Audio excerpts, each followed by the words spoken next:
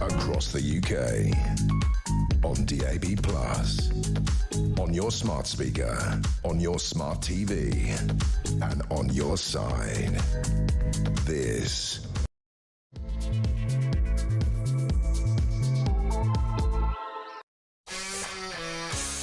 Good evening and welcome to the Political Asylum right here on Talk. I'm Kevin O'Sullivan and I'll be with you all the way to 10 o'clock. Stand by for 3 blockbuster hours of breaking news, challenging views and dynamic debate. Get involved, get stuck in, get on the phone and call me on 0344 499 1000, or you can WhatsApp voice note me on the same number and I promise to play your message out. That's 0344 499 1000. Now, it is Tuesday, May the 13th. Here's what's coming up. Columnist Rod Little joins me shortly to look back on 2 tiers, tough-talking day of migrant crisis action, borrowing his script from Enoch Powell, our undear leader, tinkered around the edges of legal immigration, but totally ignored the illegal immigration crisis. When she appeared on her husband's ITV show, Good Morning Britain this morning, Home Secretary Calamity Cooper clearly wasn't keen at all on the Enoch thing. We'll show that to you in just a little while. Very awkward. As comedy character Keir was actually delivering his Downing Street speech, 200 more foreigners, this is during his speech, were arriving on the south coast. By the end of a disastrous day, that figure had soared to 601, and we are hearing that hundreds more of the small boat invaders have sailed illegally from France today, and still they come. Starmer's crackdown is just a sick joke. Discuss. 0344 499 1000. In other news, as the reform revolution continues apace, will veteran Tory and former Minister Jacob Rees-Mogg be the next to abandon the sinking Conservative ship? Nigel Farage wants him in his party, and with a by-election likely in the North East Somerset constituency he lost at the general election, a switch to reform would guarantee him a 20,000 majority should Sir Jacob take the plunge. 0344 499 1000. Plus, prepare yourselves, folks, it's real. Crazy Ed Miliband's mad rush to net zero is putting Britain at risk of massive Spanish-style power blackouts. Who says so? The UK's grid runner, the National System Energy Operator, which warns in an official report that demented Ed's obsession with renewable energy reduces the stability of our power supplies. Why are we letting this maniac Miliband dig our national grave? 0344 499 1000. Also tonight, Tory councillor's wife Lucy Connolly is launching her appeal against the grotesque 31-month jail sentence she received for posting hurty words on social media amid the Southport riots. She wasn't even there. Should anyone be put behind bars for what they write on social media? Is freedom dying in Starmer's Britain? 0344 499 1000. Meanwhile, as the UK continues to ban ISIS bride Shamima Begum from returning from Syria, it transpires that there are at least 400 British jihadis who, after ISIS crashed and burned, quietly came back. No questions asked. These are dangerous enemies of the state. Why are they being allowed to roam free? 0344 499 1000. Plus, question of the day. Cockney actor Danny Dyer says posh critics wouldn't mock his accent if he was black. I mean, they do mock his accent at the moment because he sounds very working class. No greater crime than that among socialist circles and people who work for the BBC. But would they mock his accent if he was black? If he had, say, a Jamaican accent? Or even if he had a Cockney accent and he was black, would they mock him? Is this a white working class thing? 0344 499 1000. And finally, we'll go live to New York. Live to New York for the latest on the extraordinary sex trafficking trial of fallen rap idol Sean Diddy Combs. The revelations coming out of court are as sensational as they are shocking. All that and so much more, so don't go anywhere. Stick with me right here, right now on Talk, the home of free speech and common sense. Let's spend Tuesday night together. Right, without further ado, let's go straight over to my first guest. Love a Tuesday because we always begin with a columnist for The Sun, the Sunday Times and The Spectator, and also now a broadcaster on Times Radio, our sister station, Rod Liddle. Welcome, Rod. Hiya. You wouldn't have thought it, would you, with Puff Diddy or whatever he's called? You know, you would never have guessed. No, I know. Who knew? Who knew? Involved in weird. It's just so extraordinary. Listen, mate, look, before we have a chat about Starmer's day of action yesterday, let's remind ourselves on that speech he made at Downing Street. Now, make no mistake, this plan means migration will fall. That's a promise. But I want to be very clear on this. If we do need to take further steps, if we do need to do more to release pressure on housing and our public services, then mark my words, we will. And that and so much more. It was an extraordinary speech. Now, the point is, Rod, he was addressing legal immigration. You know, we've been letting in the best part of 1 million, and then last year we got it down to a really astonishing 728,000, something like that. He's now saying this will reduce the numbers, I guarantee it, but he won't guarantee in any way that it'll go below 500,000. So this speech did nothing about the illegal migrant crisis, just talked about the legal migrant crisis, and he just tinkered around the edges, talked about visas and making them speak English, and saying that all asylum seekers now caught committing any crime could be deported. In the past, you had to go to jail before they thought about that. The thing is, they can be deported for any crime apart from the crime of breaking into Britain illegally. If he's not going to make that a crime, if he's not going to deport people for that, the rest is meaningless, isn't it? Yes, but it is a crime, and you should deport them for that. It's a simple answer to that question, which is that anybody who comes here illegally is immediately sent back to wherever they came from and barred from entering legally. So that would stop it. You know, that would actually stop it. And it would require us to tell the ECHR to get lost. It would require us to tell the lawyers to shut up. But if we made that the point, that if you enter this country illegally, you forfeit any chance of coming here, then and then set up proper stations, you know, in the countries where they come from, so that people can apply legally, then that would stop it. But I still don't really understand why we don't do that. What he was concentrating on, though, was legal migration, which is far more problematic for this country than the immigrants coming in from Calais, in my opinion. And he did sound like Enoch Powell. He borrowed his phrase. He borrowed his phrase, didn't he? Island of Strangers. Apparently, he's going to make a speech tomorrow. Yeah, he's going to make a speech tomorrow, Rod. Apparently, a warning of rivers of blood. He's going to go full Powell. No. He'll make a speech tomorrow saying we need more immigrants. Almost certainly. Yes. That's what it does, isn't it? Starmer chameleon. But, you know, yeah, that's right. Yeah. But Powell was right. Reform is right. The Social Democrats are right, for what it's worth.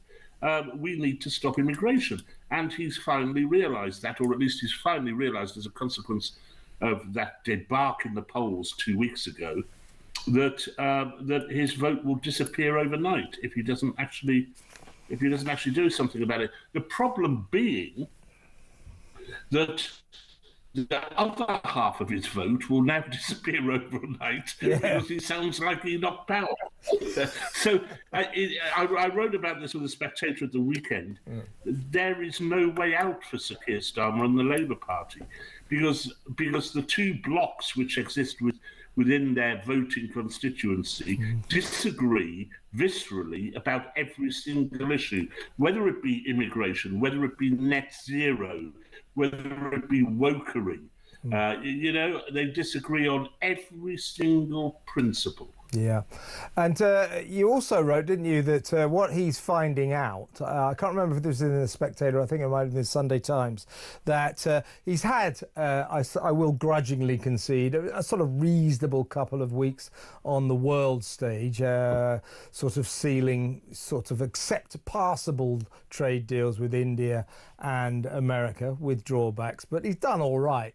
And I think he sort of come back and said, I will now show myself to the people of this country. Didn't I do well? But as you pointed out astutely, prime ministers who come back from their foreign travels expecting to be greeted by a nation of grateful citizens find out that grateful citizens in this country couldn't give a damn about what you do abroad. It's what you're doing at home. And the biggest joke about that speech he made yesterday was they've calculated that literally during the space of that speech, while he was talking, 200 more migrants pitched up on the south coast before the full tally of the day rising to 601. There's something kind of ridiculous about that.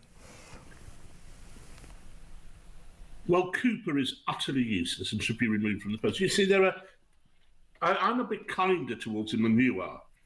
I think, that in a government there would be a role for Sir Keir Starmer.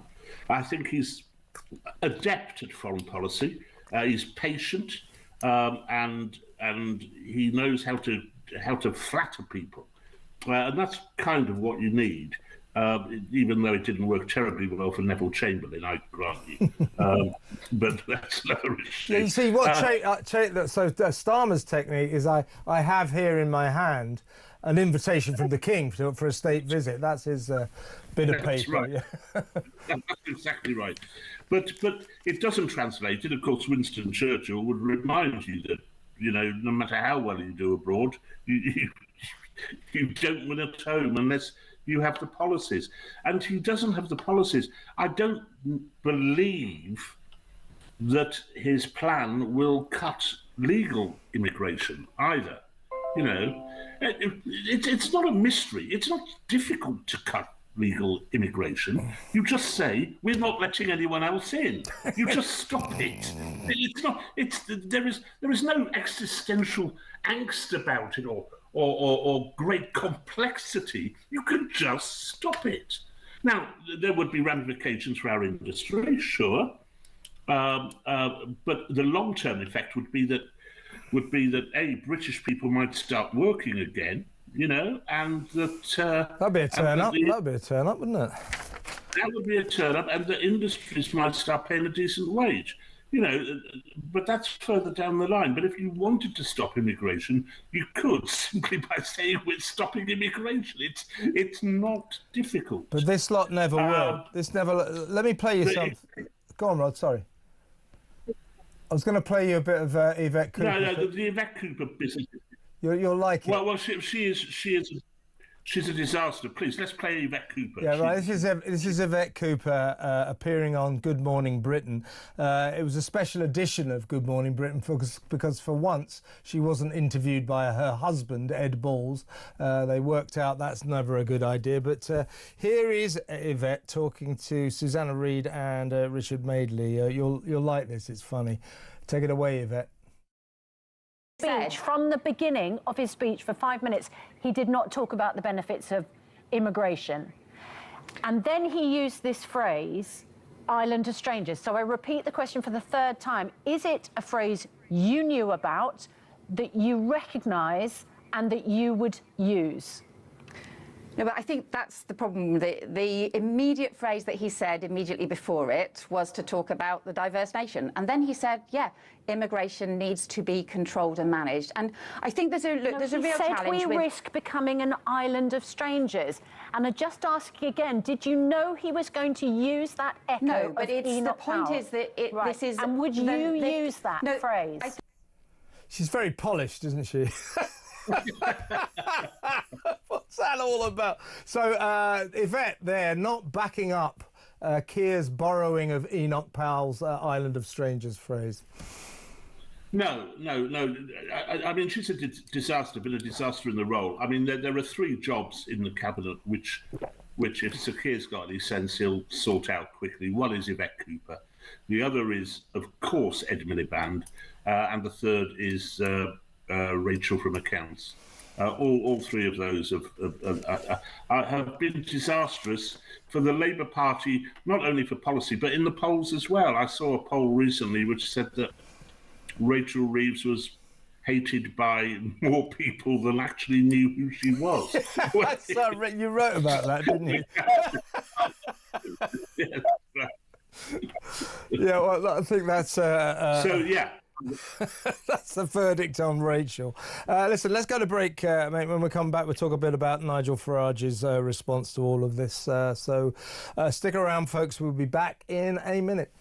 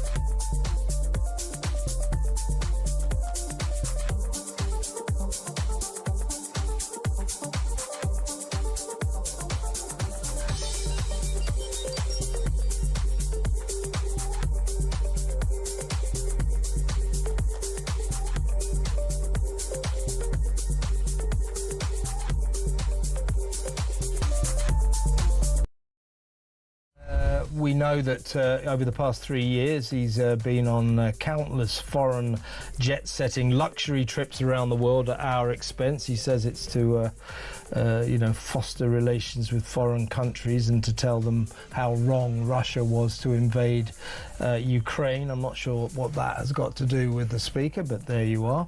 He spent about £300,000 over the last 3 years going on these luxury trips.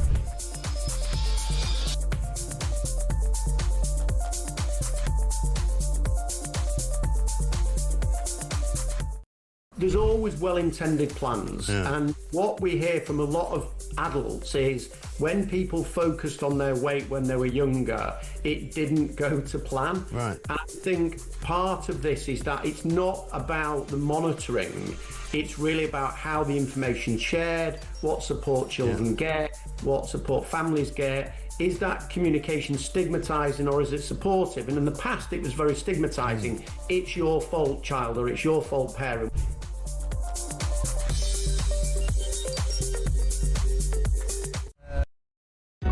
Across the UK, on DAB+, on your smart speaker, on your smart TV, and on your side. This is Talk. Welcome back. I'm still with columnist Rod Liddle. Rod, let's talk about, if you like, the reform revolution, and also Farage's reaction to Starmer's initiative yesterday. So Farage spoke to my colleague Mike Graham on the Breakfast Show this morning on Morning Glory. So let's have a little listen to a couple of his statements. This is Farage. Well, absolutely. He's a complete fraud in every single way, but of course it typifies modern professional career politics. Yeah. Don't believe in the blooming thing. It's the pursuit of power for the sake of power rather than what you can do with it. So, look, what he has done, though, is he's made a very big strategic error when it comes to the left of British politics. Yeah. So I think on the left, he's done something for which they simply won't forgive him, right, because they believe in open borders. And as far as my side of the argument's concerned, well, our Reform voters, who, for example, in County Durham, gave us 63 seats and the Labour Party 4 seats a few days ago, are they going to say, "Oh, it's okay then, we can vote Labour"? Yeah. I don't think so. No. And here's Farage talking.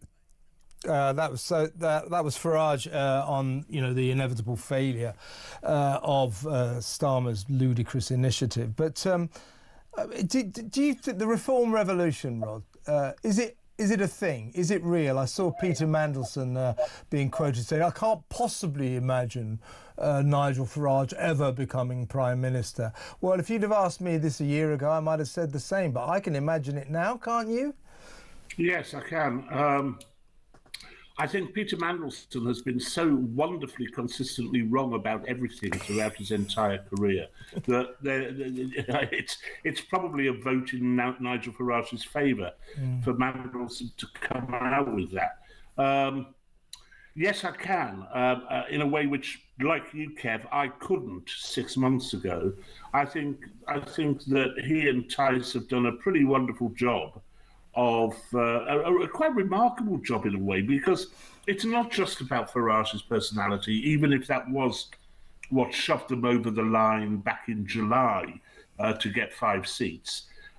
It took an awful lot of organising to get all those councillors together and to actually win Durham, which had been Labour for 100 years, and to win it comprehensively and outright is astonishing. I also think Farage is right, and it's what I was alluding to earlier, that actually quoting Enoch Powell in an affirmative manner doesn't play too well with the left, Yeah, they've got one or two qualms about Enoch Powell, haven't they? The militant Labour. I remember a bloke, and I will remember. I will try to remember his surname. His first name was Nigel. It might have been Nigel Hastelow, who was an MP for Wolverhampton, who about 10 years ago, maybe a little more than that, dared to suggest that a lot of people in his constituency thought Enoch Powell had a point. So he didn't say that Enoch Powell had a point. He said a lot of people in his constituency thought Enoch Powell had a point, and he was suspended, kicked out, and that's the difference between then and now. The Tories could kick someone out for saying Powell, people supported what Powell had to say, and now, which is Powell was right, which is what Sir Keir Starmer said. Except Sir Keir Starmer doesn't understand the Roman allusions that Starmer made that Powell made in his speech, of course. So do you anticipate that this rise of reform is going to continue? I mean, we've got a couple of potential major by-elections coming up. A new one arose today, and you got North East Somerset, Rees-Mogg's old constituency. They're saying now that if we're going to talk about this in a little while with Tim Montgomery, but they're saying that if Rees-Mogg defects, switches to Reform and goes back and fights that North East Somerset by-election, the seat he lost in the general election, that he'll get a majority of about 20,000. So pretty tempting for old Sir Jacob, yeah? Very tempting for Sir Jacob, and I think he would be well advised to do it. I can't see any reason why he wouldn't do it at the moment. The Reform Party is far closer to his neck of the woods than is whatever the Conservative Party stands for at the moment. And frankly, I can't remember what the Conservative Party does stand for at the moment. I mean, the Tories are in a terrible mess. They're both hamstrung by the past, but seem to have no plan for the future either. So they're bottom in the polls, you know. Well, they're above Ed Davey, but, you know, so is my pet dog. But there's nowhere for them to go. And, you know, there was an opinion poll before those local government elections. There was an opinion poll which showed general election tomorrow, Reform get 180 seats, Labour get 165, Tories get 165. My guess is if that opinion poll was taken again today or tomorrow, it would be even bigger numbers for Reform. And so what I'd thought about, which is that there's a natural cap on how far they can progress, on how many votes they can pick up. That doesn't seem to be the case. They do seem to have broken through that barrier.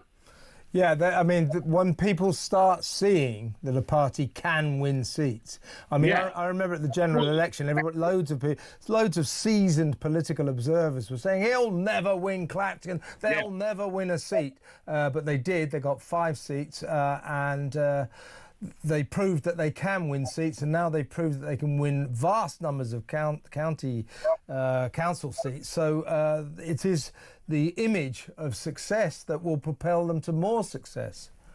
Well, no, that's it. Every time every success they have is exponential, in that it makes the next thing they go into even more promising for them. So, you know, you don't only win 697 council seats, you also make it clear to the public that you can win an election.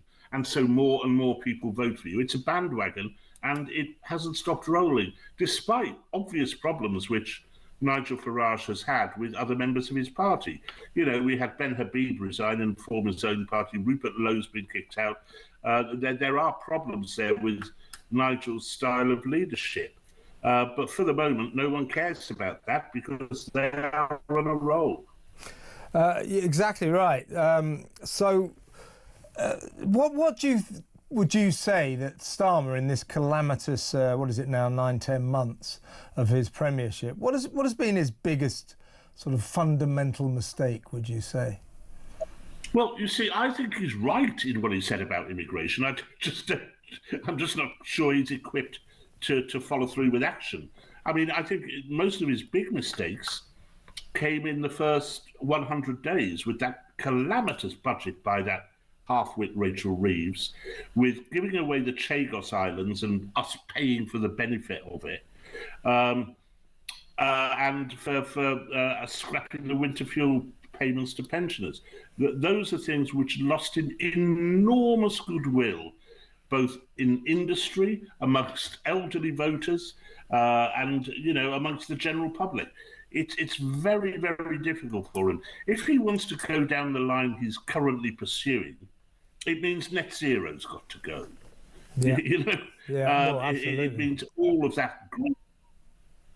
that's got to go, and it means winter fuel payments should be reinstated, which I don't think they're ready to do. Because at the moment, just tiptoeing, kind of being the centrist dad, doesn't work.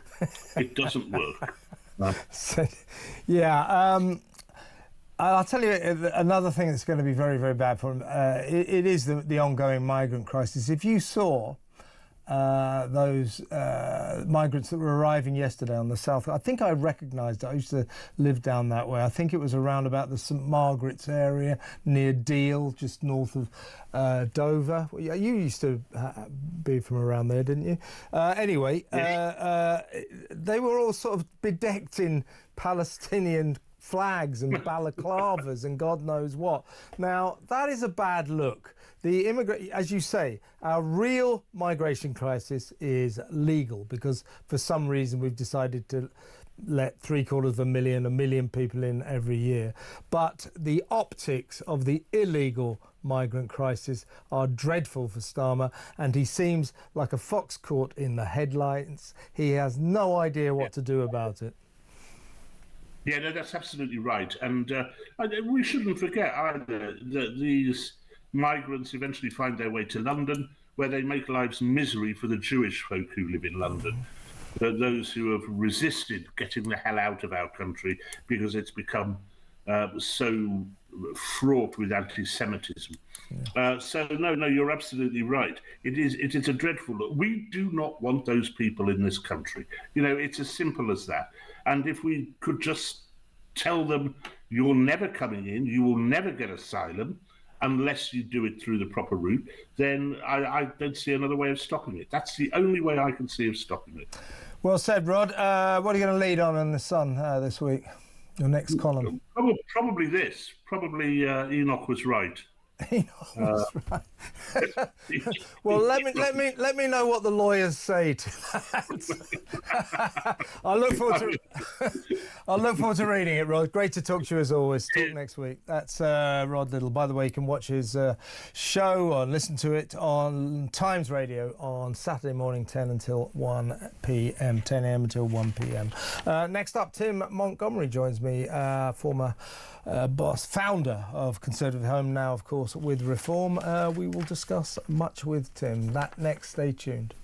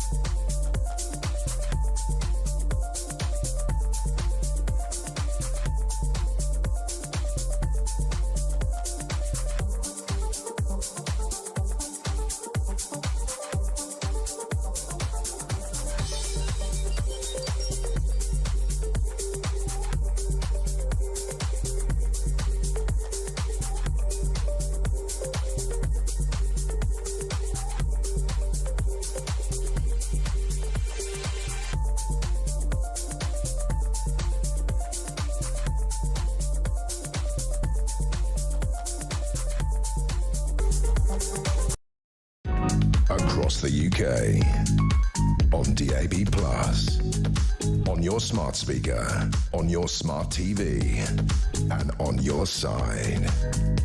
This is Talk. Welcome back, and a warm welcome back to the studio to Tim Montgomery, the founder of Conservative Home. Where did I see your name somewhere? That's right, it was on the list of Times Radio guests, and you were just described as the founder of Conservative Home, which I thought rather underplayed exactly. Given the recent events. I've seen you since I was accused of being a racist on national radio. Have I been on since then? That's my latest sort of claim to fame, of course, because there's on Any Questions with Lucy Powell and that. Yeah. So, yeah, thank you very much for having me in the studio, given I'm I'm very liberal about people. Yeah. I have no problem having racists in, so welcome, Tim. That's just a joke, folks. It was disgraceful what Lucy Powell said. I mean, it just shows completely they still don't get it, really. They still don't get it. They really don't. And that, the reverberations from that continue apace. Listen, let's talk. I was just talking to Rod Little a little bit about this, but I think, let's talk about you, just in case you don't know. Of course, Tim switched to Reform. I now call him a Reform luminary. And I'll give you a fiver later. You know, and Rod and I were discussing the rise and rise of reform. I said it's a real thing. I mean, the way these, what Alex Phillips would call the legacy parties, Labour and Tory, are desperately still trying to dismiss it as just a blip. And I think it's a stupid policy on their part. Do you think they still are now? I wonder whether they're beginning to realise it's not a blip. Well, I mean, finally, the more intelligent of them. Yeah. But here's the thing. Kemi Badenoch has launched a review into why the Tories lost every single local authority that they were defending in the local elections. And this goes hand in hand with increasing speculation that Jacob Rees-Mogg, you know, obviously veteran Tory, former minister, maybe poised to make the jump. Insofar as, I suspect, like your good self, I don't think he sees many spirited compadres in the Tories anymore. I suspect his sympathies lie with Reform's outlook, and more to the point, his constituency, North East Somerset, is very likely to be up for grabs fairly soon in a by-election, because, of course, the Labour MP who beat Jacob at the general election, Dan Norris, has been suspended after being arrested on suspicion of rape and child sex abuse. So there'll probably be a by-election there soon. Now, if Jacob Rees-Mogg switches to Reform, they say there's not much doubt that he will probably win that by about 20,000, a 20,000 majority. Very tempting for him, and if he does make that switch, it will make this Reform revolution even more real. Yeah. Well, look, since the local elections, you know, I'm still... I was part of the Conservative Party for 35 years, Kevin. It was hard leaving, and I underestimated how hard it was to leave. I still talk to a lot of Conservatives. And the extraordinary thing I've noticed since the local elections, you know, normally after a defeat, you know, what the Tory party is like, it fights amongst itself, you know, they argue over what should be done next. It's almost as though the fight's gone. They don't know what to... They do not know what to do anymore. And I don't know what to advise them if they wanted advice. They don't normally listen to me these days. But I am of the view now. I don't want to make sort of massive, sort of sweeping observations and say the Conservative Party is finished forever, because you never know in politics. But I think it's very, very unlikely it can recover this in this Parliament, and neither should it. It broke so many promises, delivered so badly. There has to be a consequence of that. I would just say to all those people who are in the Conservative Party, who are still there for a good reason, you know, the choice at this next session is basically now between whoever leads the right and Labour. Whoever leads the right is not now going to be the Conservatives. If you want to stop Labour, staying in the Conservative Party, supporting the Conservative Party is futile. It's no longer a useful way of fighting Labour. And I think there's despondency in the Conservative Party, and I think now, and there's some evidence of this sort of at local level, I think there's going to be very serious defections from the Conservative Party will start now. It's hard for an MP to leave because, you know, I left the Conservative Party. No activist got me elected or whatever. Don't have to cross the House. Yeah, but like, you know, lots of MPs feel they're not just leaving or betraying the Conservative Party if they leave, they're betraying the activists who put them there. So it's hard for an MP to defect. But of course, Jacob Rees-Mogg is not an MP anymore. He's just a candidate. And him and Nigel Farage know each other very well. They're on GB News Farage together. is very keen to get him. And it would be a very big signal of how this shift on the right is happening. Because the Conservative Party's biggest argument against reform always was, we're the holders of the Conservative vote, they're splitting it. Well, they don't hold the centre-right vote anymore. Reform are clearly in the ascendancy. So, if anything, Conservative is splitting the Reform vote rather than the other way around. So, I think it's a very serious moment for the Conservative Party. I think they know it. The despondency is of a kind I've never noticed before. And I hope Jacob does join, because that would be another Reform MP. Whereas if he stands on the Conservative colours, they may well divide the Reform and Conservative vote, and we might have a Labour candidate. So well, the Tories seem to be sort of terrified of a kind of what they call a knee-jerk lurch right, to match Reform. Well, I would say, well, why? Why is it Reform are succeeding? Because basically, they're called Reform, but what they're like is what Tories used to be like. Yeah. Their policies are old-school Conservative policies, the sort of policies that the Tories would have had in the 1970s, maybe even the 1980s. Yeah. Now, Badenoch has launched this review into why the Tories lost every single local authority they were defending. Don't forget, they did disastrously as well in Runcorn, the by-election. Not that they would ever have been expected to do that well there, but they did have a very, very poor result there. I would say to her this, it's because you don't stand for what the Tories are supposed to stand for. She's in opposition. Why doesn't she stand up now? Would this be so terrible? And say, this is what we'll do if you vote for us. We'll leave the ECHR and we'll stop everybody coming in. We'll stop the boats. What we'll do is when people arrive here illegally, as happens in Australia, we will say you can't apply for asylum because you've already broken our laws. You've negated your right to asylum. But I tell you what, because we're a decent country, we'll foot the bill for your flight home. Back to your home country. Why doesn't she say that? That would... I know the answer to that question. What? Because there is a large slice of the modern Conservative Party. If they had to choose between putting Reform or the Liberal Democrats into power, they would choose the Liberal Democrats over Reform. The Conservative Party was so successful for so long, a lot of the people who are attracted to be Conservative, they're basically just careerists. There are good Conservatives still in there, but becoming the party of government, it became the party of not just Conservative believers, but people who just wanted to be in the party most likely to win office. And a lot of the candidates, they were chosen by David Cameron because they fitted a pattern of diversity, ethnicity or gender, was it, rather than their beliefs. They would choose the Liberal Democrat. And there are people in her shadow cabinet who do not support leaving the ECHR, so she'd have resignation. Now, but she's not so hot on it, is she? No. She's ambivalent about whether or not she will. She started to make more positive noises about leaving the ECHR because she's worked out that sounds good to a lot of Conservatives, but previously she was the one who was actually looking down, pouring a bucket over Tories who wanted to leave the ECHR, rather pompously saying it's a little bit more complex than just leaving, and so on and so forth. She could be quite snobby, old Kemi.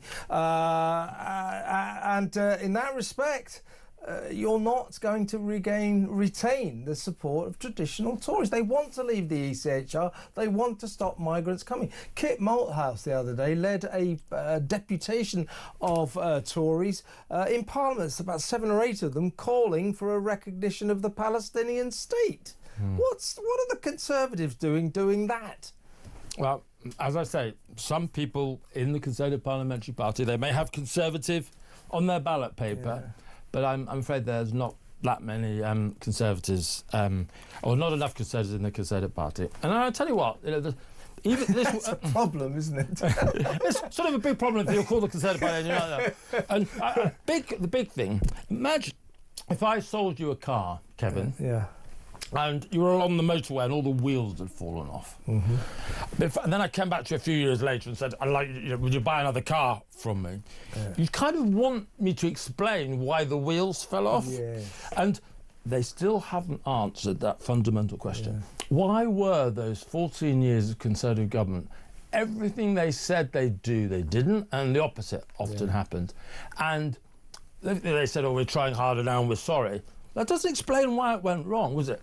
Was it the nature of the composition of your parliamentary party? Was it because you're obsessed with politics now and don't have full beliefs? Is it the media cycle? Is it the civil service? What is it? Because why should we vote? Why were we going to buy another car from them if they haven't told us why the last one almost killed us?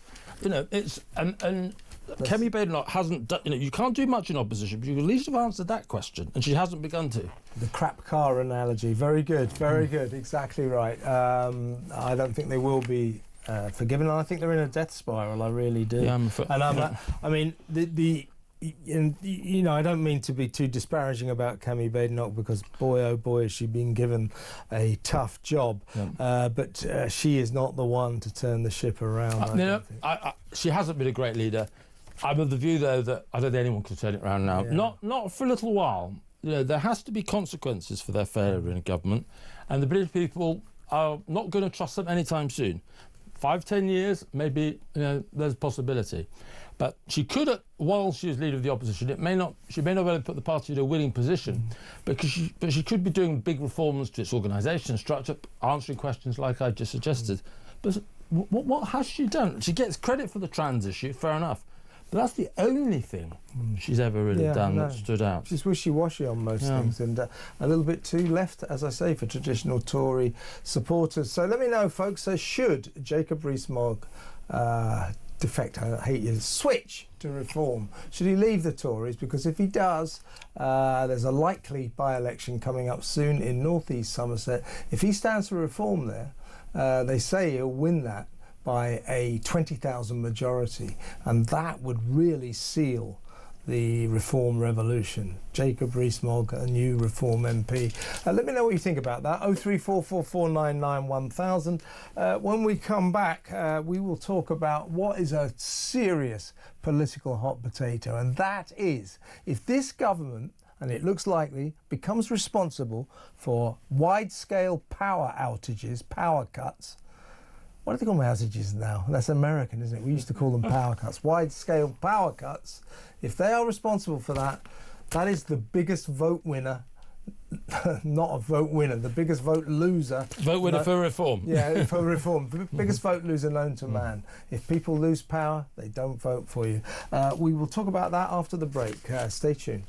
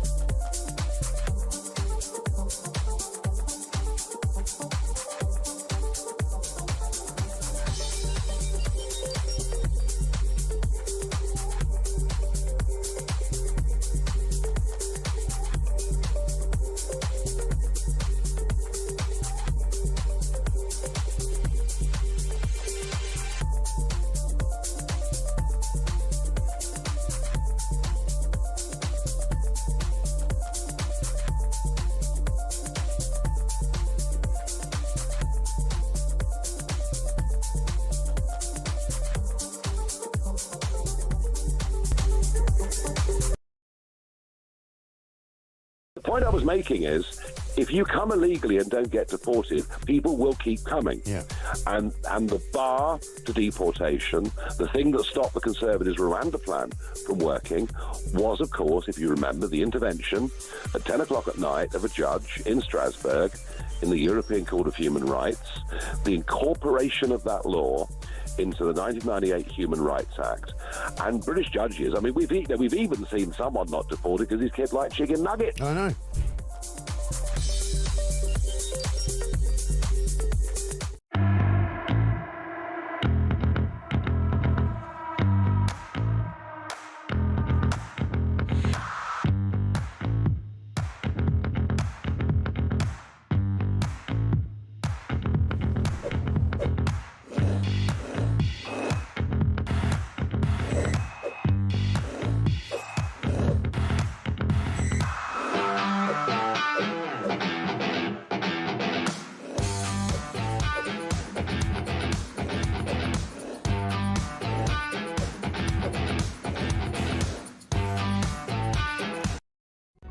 across the UK, on DAB+, on your smart speaker, on your smart TV, and on your side. This is Talk. As I was saying before the break, if you lose the electric power, I mean, and when I say power, I mean electricity, gas, that sort of thing. If you lose their power, you will lose the election. It's as simple as that. Ted Heath found that out back in the 70s with the 3-day week. You cannot deprive the nation of electricity. If they are plunged into darkness, they won't vote for you. Crazy Ed Miliband's mad rush to net zero is putting Britain at an increasing risk of Spanish-style blackouts like we saw last week. Massive blackouts. Who says so?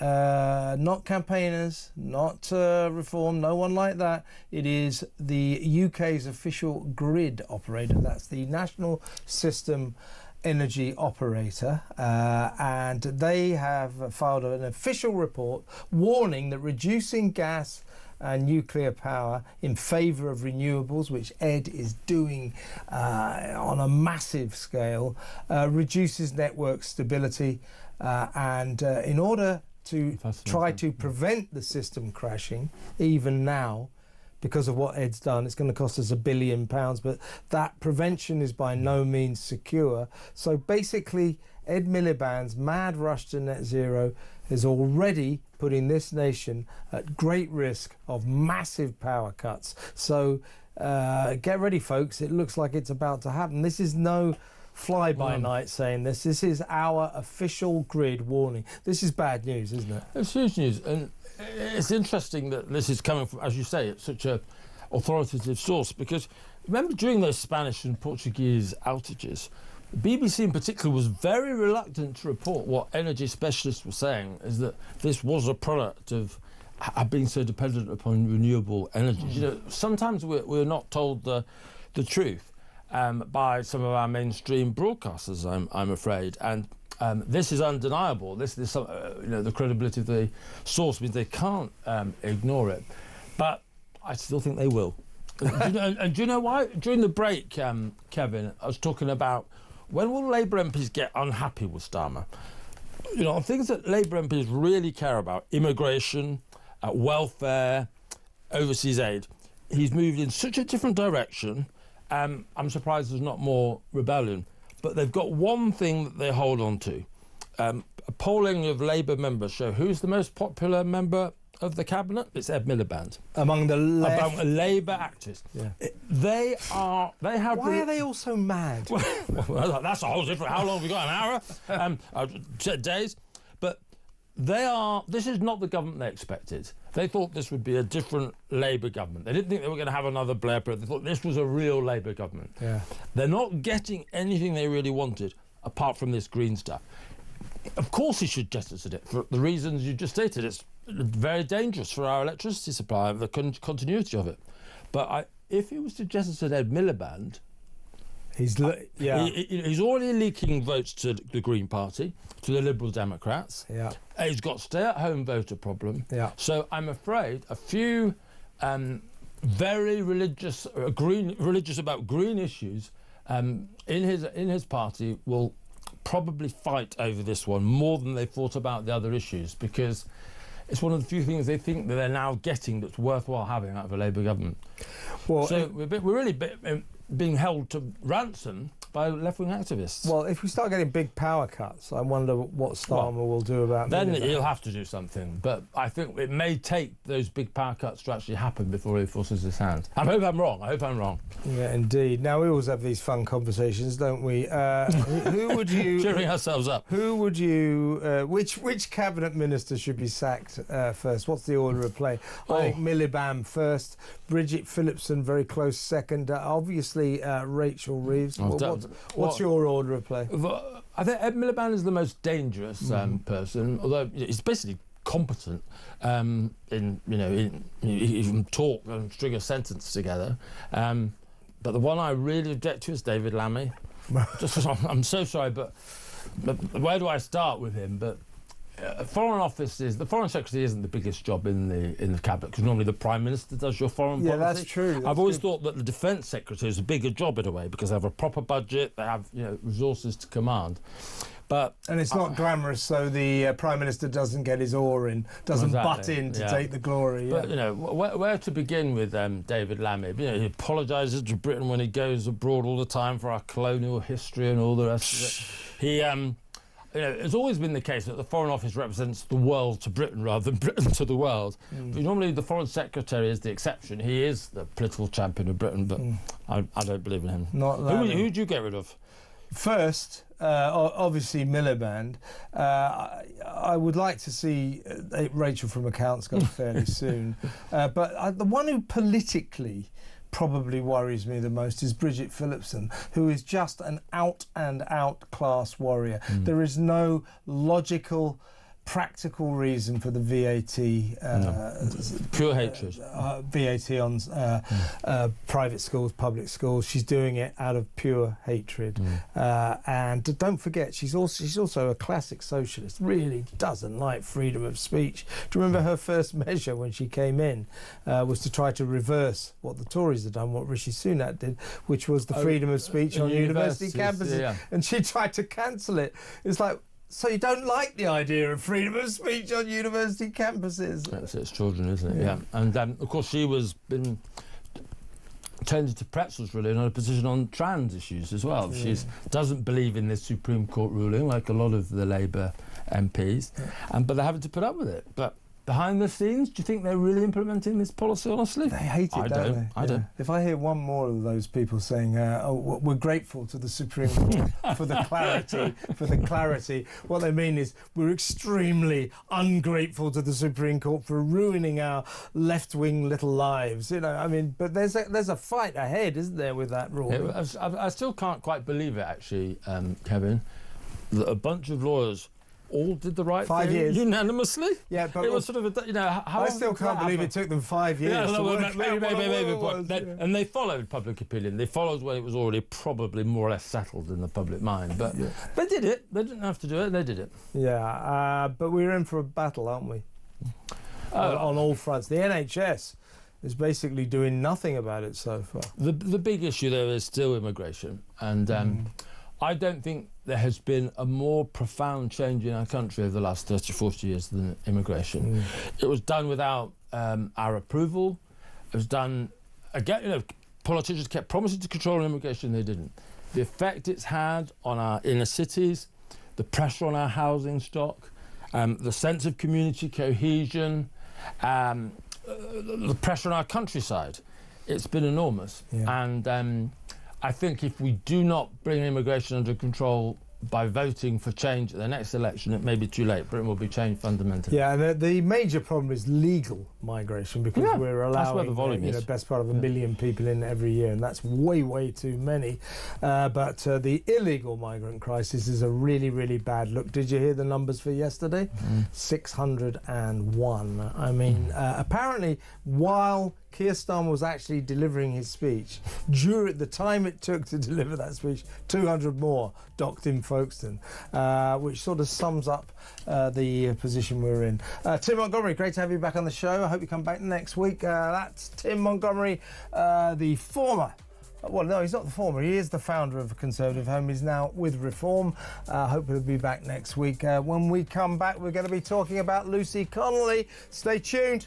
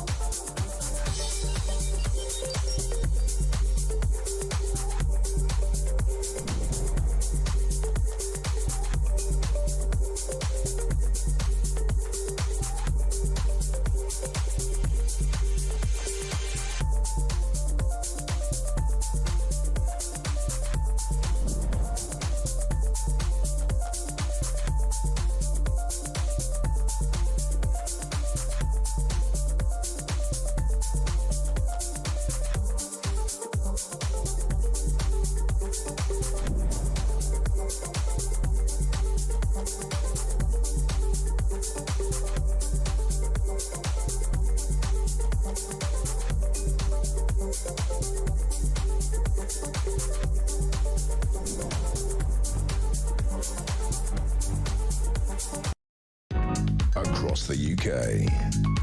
On DAB+, on your smart speaker, on your smart TV, and on your side. This is Talk.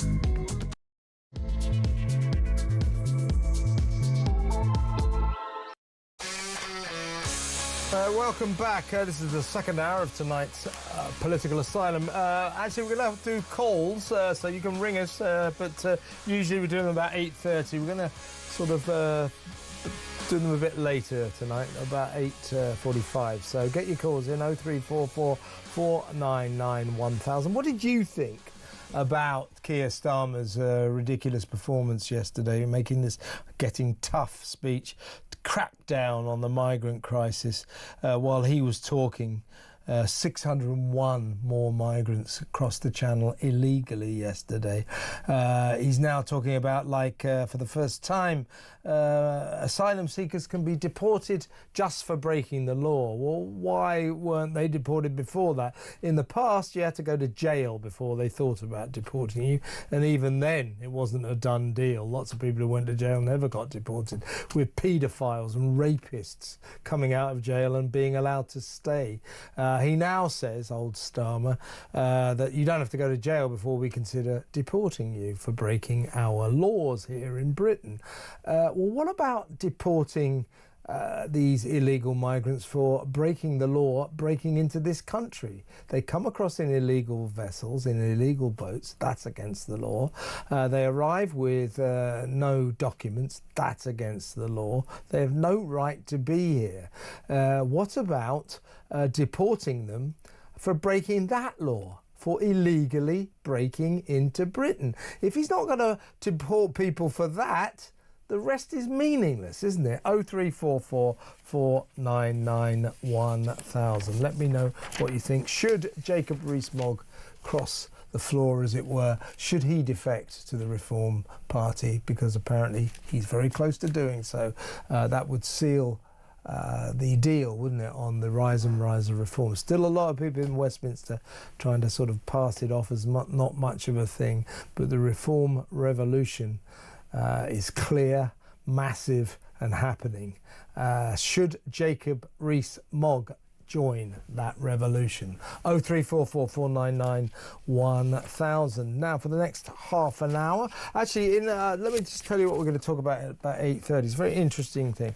Danny Dyer, the Cockney actor, former star of EastEnders, he did Desert Island Disc on Radio 4 the other day, picked all his favourite music and all that, and he said that, you know, all the posh critics have always mocked his extreme working class accent, his Cockney accent, and he said they wouldn't mock me, they wouldn't mock my accent if I was black, if I was a man of colour. He says that.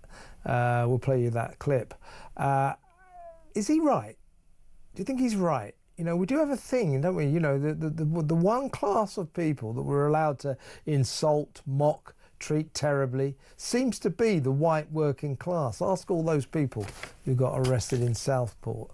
Ask those people who got sent to jail for writing hurty words on Facebook, etc. We'll talk about that in a little while. 0344 499 1000. Before we get to any of that, though, let's spend the next 30 minutes or so in the excellent company of former Conservative government advisor James Price. Hi, James.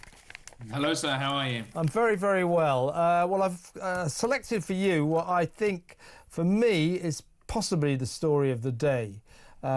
It is that on Thursday, in 2 days' time, Lucy Connolly goes to the appeal court to appeal against her 31-month sentence for, during the Southport riots, basically posting some hurty words on X, on Twitter.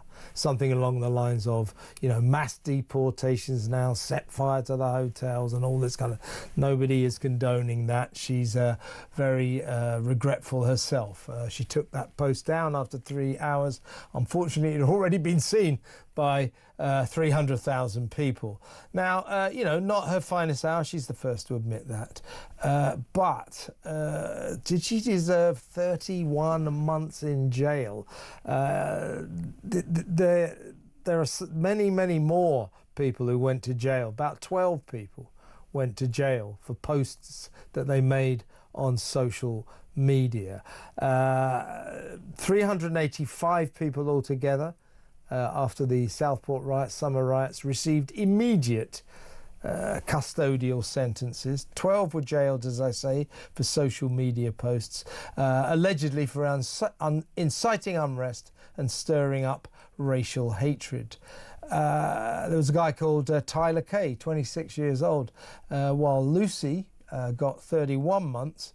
Tyler Kay got 38 months for calling for asylum seeker hotels to be set on fire. This is lamentable. They shouldn't make these posts. But I say that in a free country like Britain, no one should ever go to jail for what they write. Lucy Connolly was hundreds of miles away when she made this post. The fact she's in jail for a grotesquely long time, 31 months, I think is a stain on our legal system, a stain on our justice system, and she deserves to win her appeal. She should never have been sent to jail, should she?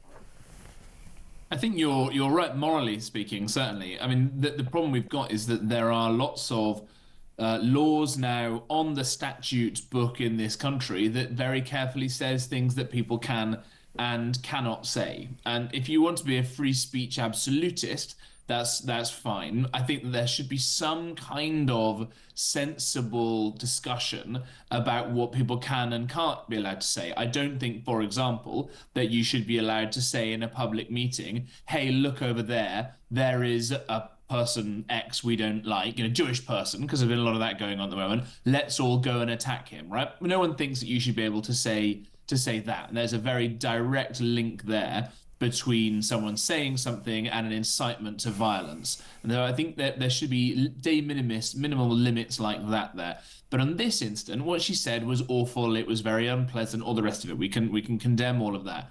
She clearly took it down a few hours later in the heat of the moment. And do you know what? If in the stories that we've been seeing about police officers going around to people's houses for other tweets and things like that, a knock on the door saying, listen, you can't say things like that. I'm glad that you took it down. You know you can't say it. That was right. A kind of old school rap on the knuckles would have put the police at me. I think that would have been a perfectly sensible thing to do, to scare someone into not misbehaving and saying nasty, silly things like that and thinking about it. But what's happened has been totally disproportionate to that, exactly as you say.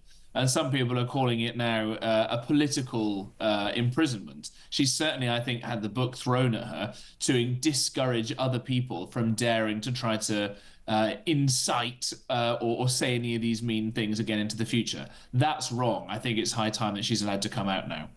Yeah, and as you say, these people were made an example of. It definitely was two-tier justice.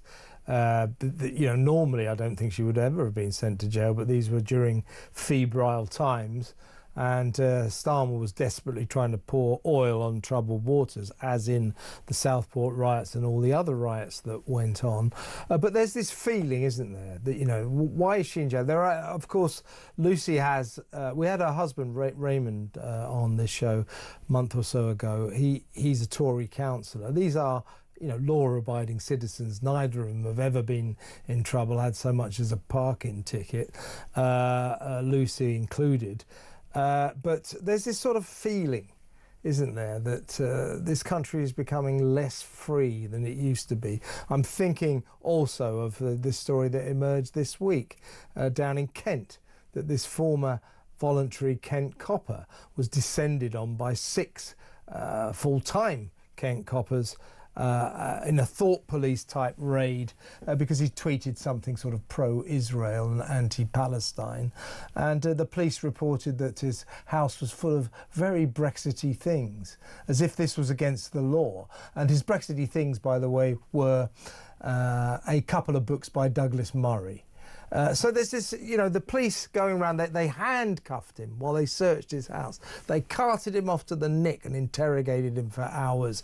We know this happened to Alison Pearson, my friend and colleague on the Daily Telegraph, the columnist, same deal. The coppers turning up on her doorstep saying, there's a tweet you made, it's problematical. So all of this stuff going to prison for something you write, having the cops knock on your door because you may have tweeted something that they think is politically dubious. This didn't used to go on in this country. This is Starmer's Britain, isn't it? Well, it definitely is Starmer's Britain right now. Unfortunately, a lot of this stuff came about when my old lot, the Tories, were in power as well. Yeah. Dare say that it happened under Blair and Brown as well. We've seen a steep kind of diminution of protection of freedom of speech for a long time. Maybe there are a few people who are bored about hearing about people banging on about free speech, but of course it is the most fundamental freedom because it allows so many others to come along as well. And I think that we all sort of maybe forget in Britain what a precious gift something like free speech is, the ability for us to speak our minds and be able to have a proper conversation about it, be able to offend people and therefore, learn something more in the process is such a wonderful gift. If you and I, God forbid, have ever disagreed about anything, it would be a great old Barney. We'd both learn something about it in the process, and that would advance both of our sets of knowledge on whatever's going on. That doesn't happen in lots of other countries, and I think we're seeing now with some of the recently elected independent or so-called independent MPs in the last election who tend to talk about Gaza more than their own constituencies, that they genuinely don't understand why free speech is important and think that it should stop at criticism of at least their religion, if not all religions. And that is a normal feeling that most people in most parts of the world for most of human history will have had. You will have been an idiot to have offended the Prophet Muhammad or to have offended Christ or somebody like that. In most centuries, it would have caused a riot. And we're sort of heading back towards that kind of territory now, as we're seeing other kinds of rioting also kicking off. And I think this gets to the heart of this whole story with Lucy Connolly. The reason why the authorities freaked out so much is that Britain is getting towards this sort of tinderbox right now, where it won't take very much more awful, heartbreaking stories for things to really get very nasty for a very sustained period of time. You've got 50,000 people on the MI5 watch list as Islamists already on one side, and on the other side lots of people who've seen, as we saw in Southport, their daughters tragically murdered by another self-radicalized Islamist, and all kinds of other horrors where they feel the state is not legitimate in lots of ways. Academics are now calling this a perfect recipe for a sort of civil conflict, if not civil war, kicking off in England at some point. That might sound very hyperbolic to some people, but that is the sort of territory I think we might be heading towards if we don't fix some of these broiling social tensions. I agree with you. I don't think it is hyperbolic. There's a real tension in the air. Now, here's another aspect of these people who were arrested and chucked into jail pretty damn sharpish for hurty words on social media. As I say, 12 of them, 12 people went to jail for writing nasty things. Nobody's approving of that, but it just seems to me to be a reasonably minor crime. Now, my question is would these people have been sent to jail if they were writing left-wing things? Because don't forget that Keir Starmer characterised these riots as far right thugs. Did you notice last week, and this was a really significant moment that not enough people took notice of, the police inspectorate, this was a police review of what happened in these riots, why they happened, concluded that the riots were nothing to do with the rioters' politics. In other words, they weren't far-right thugs. What it concluded was they were genuinely protesting against the migrant crisis, and they were protesting against decisions made by the government about asylum seekers. That was the police inspectorate. That was an official police report. So they weren't far-right, these people, according to the police. And I just suspect that Lucy Connolly and the other 11 people who went to jail for what they wrote on social media, if they've written something left-wing and pro-Palestine, I don't think they go to jail, do you? No, I think you're right. And I think that although technically, again, there will be distinctions in law, morally, because we should never necessarily equate the law with morality. I think there have been plenty of immoral laws in the past. But morally, people understand and feel and are very angry about, exactly as you say, this idea of two-tier justice going on. And I think, as you say, if you were a lefty, if you were a pro-Gaza type person, you get off much more leniently. Let's not forget, of course, that in some of the riots or some of the protesting in favor of Hamas. They'll say it's Gaza, but a lot of these people were protesting in favor of the terrorist organization Hamas in our streets. And the phrase jihad has been kicked around. And the Metropolitan Police popped up to say, well, actually, jihad has lots of different meanings, and it could just be referring to a sort of intense internal moral struggle, right? It's supposed to be that one other definition of it is a period of spiritual reflection. I mean, I saw those marches, the original marches, when the police were going out of their way to excuse jihad chanting.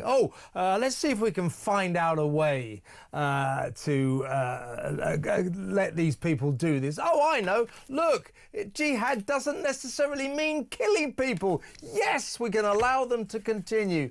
Trust me, those chanting jihad at those marches, they were not undergoing a period of intense spiritual reflection. It's kind of something that we have to even say this, right? In any other time in history, a group of recent arrivals and students on visas marching in the streets, cheering for the deaths of a bunch of innocent Jewish people thousands of miles away, they would have been sent on the first damn planes out of here. The fact that we now have to realize that living in our country, living in our midst and amongst us, maybe people that you walk past in the streets are jolly happy about the fact that lots of Jewish people in Israel were killed and raped and murdered and babies boiled alive and all these disgusting evil things. I'm pretty scared by that. I'm pretty angry by that, right? I'm not that far away from wanting to go on marches and shout to the government to get these people out of our country, certainly get them off our streets, get them on watch lists. So goodness knows how people in Southport who just witnessed this most evil of men killing 3 young innocent girls at a Taylor Swift dance party, imagine how angry they would be. Imagine how angry the whole country is going to be when it happens again, because unfortunately, with, as I say, 50,000 people that MI5 admit are on a watch list, let alone however many others there are, how many others have come recently, maybe even this morning on small boats. These tragedies are going to happen again and keep happening until we get real about the existential national security threat that we've got. And if they don't get real about it, you'll sadly start seeing more and more people taking it into their own hands. And vigilante justice is not a good thing. That should not be the answer, but it is what people will be forced to do if the government, if the state, if the police do not keep the peace as they should do against these sorts of threats. Absolutely. James, stay where you are. When we come back, we're going to talk about well, you know, we've made a lot of efforts, haven't we, to keep the ISIS bride Shamima Begum out of this country, to leave her in Syria where she deserves to basically languish. But what you may not have noticed, I certainly hadn't, apparently, while we go, Shamima Begum's never coming back, she's an ISIS bride, she's a terrorist. 400 British, at least 400 British jihadis who, along with her, went out to the Middle East to join ISIS and fight their evil battle. They've quietly come back and they're roaming the streets free. We will talk about that after this break. Stay where you are.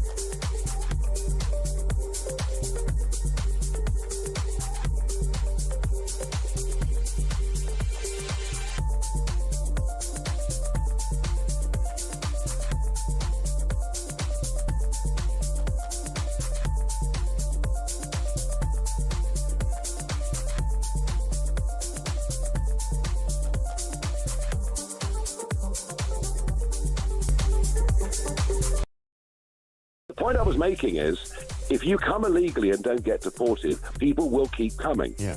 And the bar to deportation, the thing that stopped the Conservatives' Rwanda plan from working, was, of course, if you remember, the intervention at 10 o'clock at night of a judge in Strasbourg in the European Court of Human Rights, the incorporation of that law into the 1998 Human Rights Act. And British judges, I mean, we've even seen someone not deported because his kid liked chicken nuggets. I know.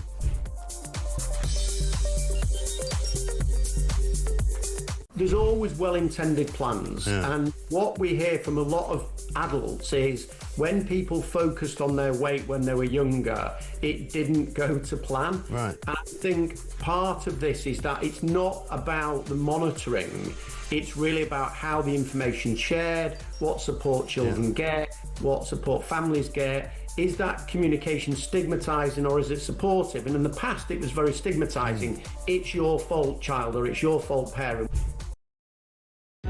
Across the UK, on DAB+, on your smart speaker, on your smart TV, and on your side. This is Talk. Welcome back. We're still talking to former Conservative Government Advisor James Price. James, as I was saying before the break, we've made a big song and dance of making sure that ISIS bride Shamima Begum doesn't come back to this country, that she remains languishing in a tent in the Syrian desert for hooking up with ISIS, with Daesh, that death cult. The terrorist death cult that committed so many awful atrocities in which she was complicit. So I'm right behind our decision to strip her of her citizenship, her British citizenship, and not allow her back here. But it turns out that quietly, 400, at least 400 of her compadres, as it were, British jihadis, who also went out there to fight with ISIS, have, since the crashing and burning of that death cult of Daesh, since Daesh kind of died, certainly as a caliphate, as a state, as somewhere to live, they have just quietly come back to Britain and are roaming the streets free. This is a disgrace, isn't it? Well, you know, what's another 400 people to the 50,000 we've already got on the MI5 watch list, huh? You know, 400 terrorist scumbags here, 400 there, sooner or later, you know, it's adding up to real numbers. No, this is absolutely bonkers. You know, I used to be one of those people who thought that we should bring Shamima Begum back. You know, I was slightly sympathetic to her just being an idiot who'd been brainwashed and she was just a girl and all the rest of it. And then you start to dig into the numbers of how bad things actually are here in the UK already and how problematic so many people's views are. Not just problematic, that seems like a lefty weasel word, downright genocidal and evil so many people in Britain's ideas now are. And frankly, one fewer person to have to worry about is a good thing, given how late the hour is on this issue in general. But look, let's just think what it means to have 50,000 people on a watch list. MI5 don't have the luxury, presumably, of another 50,000 people following all of that lot around watching them on a clock or something, right? It's huge amounts of resources. You have to tap into, I don't know what clever technologies they use, but you've got to do it as best you can on limited resources, and all the while knowing that any one of these people, 50,000 plus the 400 you just mentioned on their way back from their jolly, is plotting to murder as many of us as is humanly possible. Just for a second, Anfield Football Stadium, Liverpool Football Club's ground, right? That's got a capacity of about 50-odd thousand or so, I think. Now, just close your eyes and imagine every single seat in Liverpool Football Club Stadium or some similar one with a murderous jihadi in it. The whole stadium absolutely full. Yeah. That's scale of what we're dealing with that we know about, and we're letting more battle-hardened ISIS death cult freak nut jobs coming back. Yeah, I mean, they literally went out there for a couple of years of mayhem and murder and terrorism and atrocities, and then they thought, oh, well, it's all going a bit pear-shaped. I'll just hop on a plane and go home, which is what they've done. Now, what this feeds into, James, is the fact that, you know, a government's first duty is to keep its citizens safe. It's actually also an important duty that it keeps its borders sovereign. So they've already let us down on that front. But keeping the citizens safe is very, very important. As you say, got 50,000 on this watch list, this MI5 watch list, dangerous people. 400 jihadis have flown back to Britain, no questions asked. And what did we find out? Those Iranian terror plot suspects that were all arrested so dramatically weekend before last. By the way, I can't work out why they haven't been charged yet, but there are about 8 of them in the end, all Iranian nationals. One of them, big surprise, is an asylum seeker and was plotting carnage against the Israeli embassy here in London at his taxpayer-funded migrants' house in Rochdale. And I'll bet you that the rest of those Iranian suspects are also asylum seekers or illegal migrants. In other words, here's the big problem we're talking about. We have a government, we have a system that allows hundreds of thousands of people to enter this country that we know nothing about. That's the problem with the migrant crisis. These people coming in, we don't know anything about them. And many of them, or some of them, as we discovered over the weekend, mean us harm. The government should do something about this. Start to try to find out who the hell it is we are letting into this country on a mass basis. It's really, really disturbing, isn't it?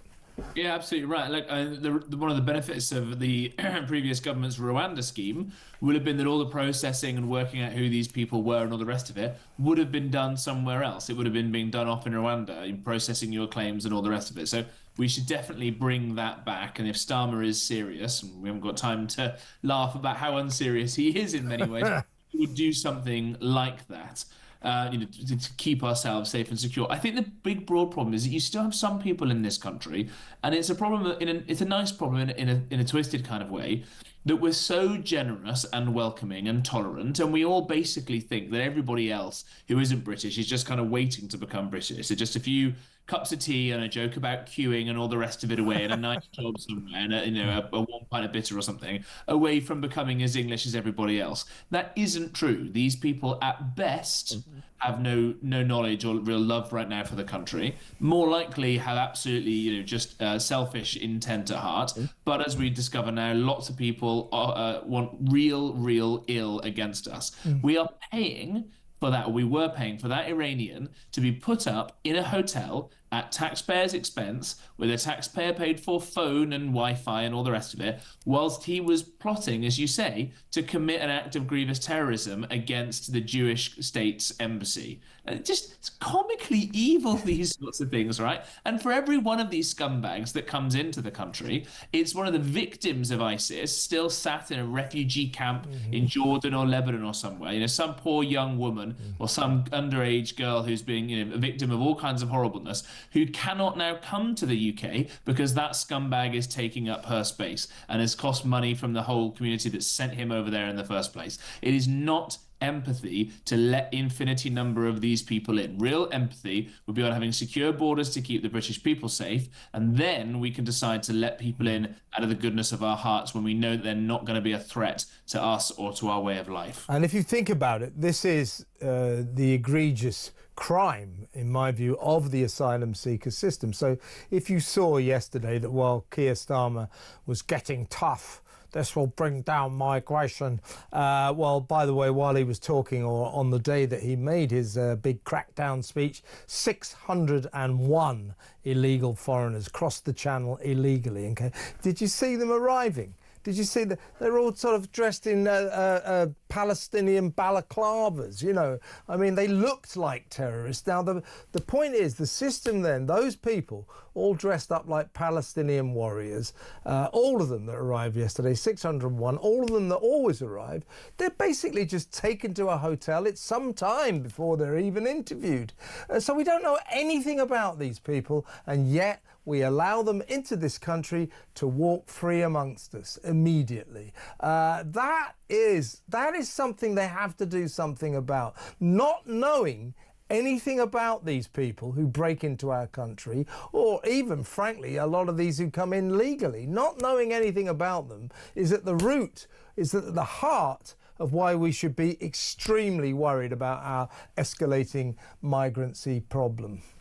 Yeah, absolutely right. And just a quick one on the numbers of this, right? Tens of thousands have come over, and almost all of them are men. They're all fighting age men. What happens if you're fleeing war? If you were fleeing war, Kev, you'd probably take your family with you, wouldn't you? But if you were going to war, probably leave them behind, and they don't come bringing their families. And I'll just point out now that the British Army is at about 75,000 strong.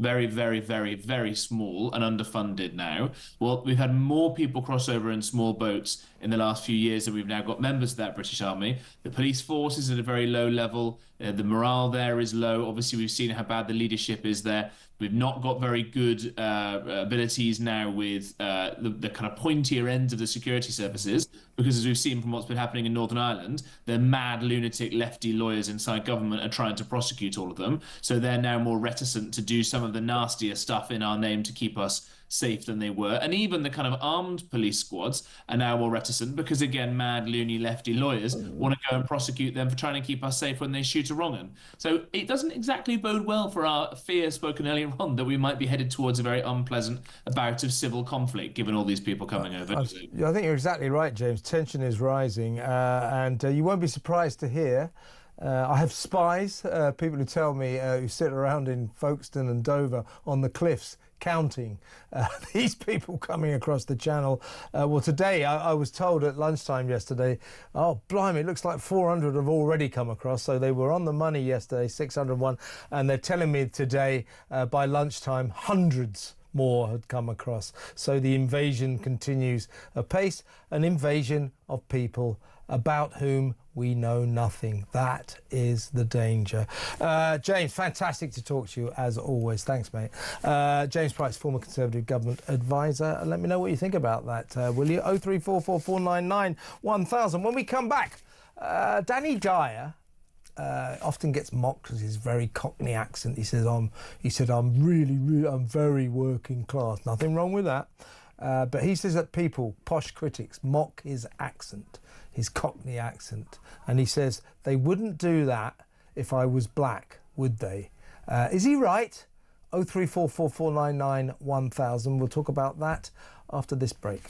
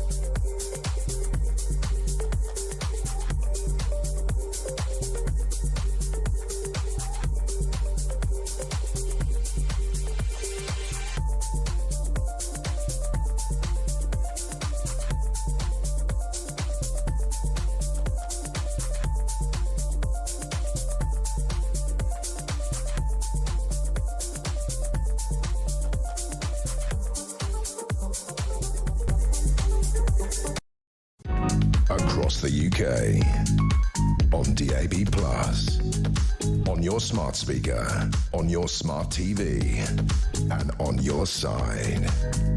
This is Talk. Welcome back. Let's talk about Danny Dyer, of course, former EastEnders star, the football hooligan. What was it called? The Hooligan Factory, Football Factory. Very famous Cockney actor with a big Cockney accent. Very proud of his working class roots, of his working class culture. Why wouldn't he be? And I think a very charismatic actor, actually. And in case you want to deride his performances, Harold Pinter, one of our greatest ever playwrights, loved Danny Dyer, was always casting him in his, if you like, upmarket plays. So, man of talent, I think. Now, he's just done Desert Island Discs. And he's talking about the derision he's always received from, shall we say, the posher artistic circles, the posh critics, because of his accent. He said that one review of one of his performances was actually written in a kind of Cockney accent. Let's bring in Senior Fellow from the New Culture Forum, Philip Kilsley. Welcome, Philip. Hi, Kev. It's great to see you again. Always a pleasure. Now, before we begin this conversation, let's listen to what Danny said on the BBC's Desert Island Discs. I wonder how you felt about that, if you did. I've been around for a long time, over 30 years. I think I've done some good work over the years. I've never really been acknowledged. I thought there's a bit of elitism within our industry, and me being incredibly working class and proud of my roots and everything like that. I just don't think I've never been acknowledged, and I think that I went through a stage where I was a bit of a parody of myself, and I felt that people, you know, had some awful reviews about me, and I've had reviews by certain people, I won't mention them, that have wrote reviews in a Cockney accent, and I always felt that, why is that allowed? Reviews in an accent? Yeah, so, you know, cutting out the H's in sentences and stuff like that, and strike a light, governor, and I thought, yeah, but why would that be allowed? Because if I was a black actor, you certainly wouldn't do it in a Jamaican accent. I've just always found that quite fascinating, but, you know, I own it. I don't work for critics in a sense, but the one that did do me was that the headline was, the biggest plot twist about Rivals is that Danny Dyer can act, and I thought, well, that's, in a way, it's a compliment, but at the same time, I'm like, really? Do you know? Well, Philip, the key element of that statement by Danny Dyer was that everybody feels it's fine, all the posh critics and the broadsheets and that feel it's fine to mock his Cockney accent, his working class aura, if you like. But as he said, one review actually written in a Cockney accent, as it were. As he said, would anyone do that if he was black? Would anyone do that if he had a Jamaican accent? I don't think they would. So in a way, there's a kind of racism, an acceptable racism in this country against the white working class. Absolutely, I think you've just nailed it there, Kev. It's the last acceptable bigotry, isn't it? And because these people who actually can't be nasty about anybody else, they're really, really nasty about white working class men and women. If they're men, they're called gammons. If they're women, they're called Karens, aren't they? It's similar kind of thing. Now, I was just listening to Danny Dyer there, and I thought, what a great voice he has. I would recognise that voice anywhere, right? Yeah. Absolutely anywhere. But the posh, received pronunciation, middle class, chattering class voices, they're all exactly the same to me, right? Now, I think this kind of bigotry, this prejudice, this racism comes... It's always been around, of course, but I think it went on steroids during Brexit. Do you remember that? Where people who were voting Brexit were just derided and called names and called stupid and low information and all of that kind of thing. And there was a bit of racism. That word gammon was mentioned all the time. Yeah. Now, it's round about that time I started commentating publicly and kind of came out of the closet. I was working in a university at the time, and I remember, because of the kinds of things I was saying, I used to get called Dr. Gammon. Now, I've had a lot of gammon. I've had a lot of gammon thrown at, or gammon slurs thrown at me as well, for obvious reasons. Right. Now, I was perfectly okay with that because I thought, well, that says a lot more about you than it says about me. At least they gave you a qualification. I just got gammon. Well, we're going to one of the same, but the point he's making is really important because they would never, ever even think of even criticising a black actor, right? Yeah. And I've taught lots of, I used to teach drama, so I've taught lots of budding black actors, and one or two have become really quite famous. And one guy said to me, he said, "Oh, it's awful." He said, "I never get any decent parts. I never get to play a really juicy villain part or a real wrong-un part because all of the parts are just really bland, and you're good and you're nice because you're black and you're lovely, and that's it." And that kind of sums up the whole attitude, really.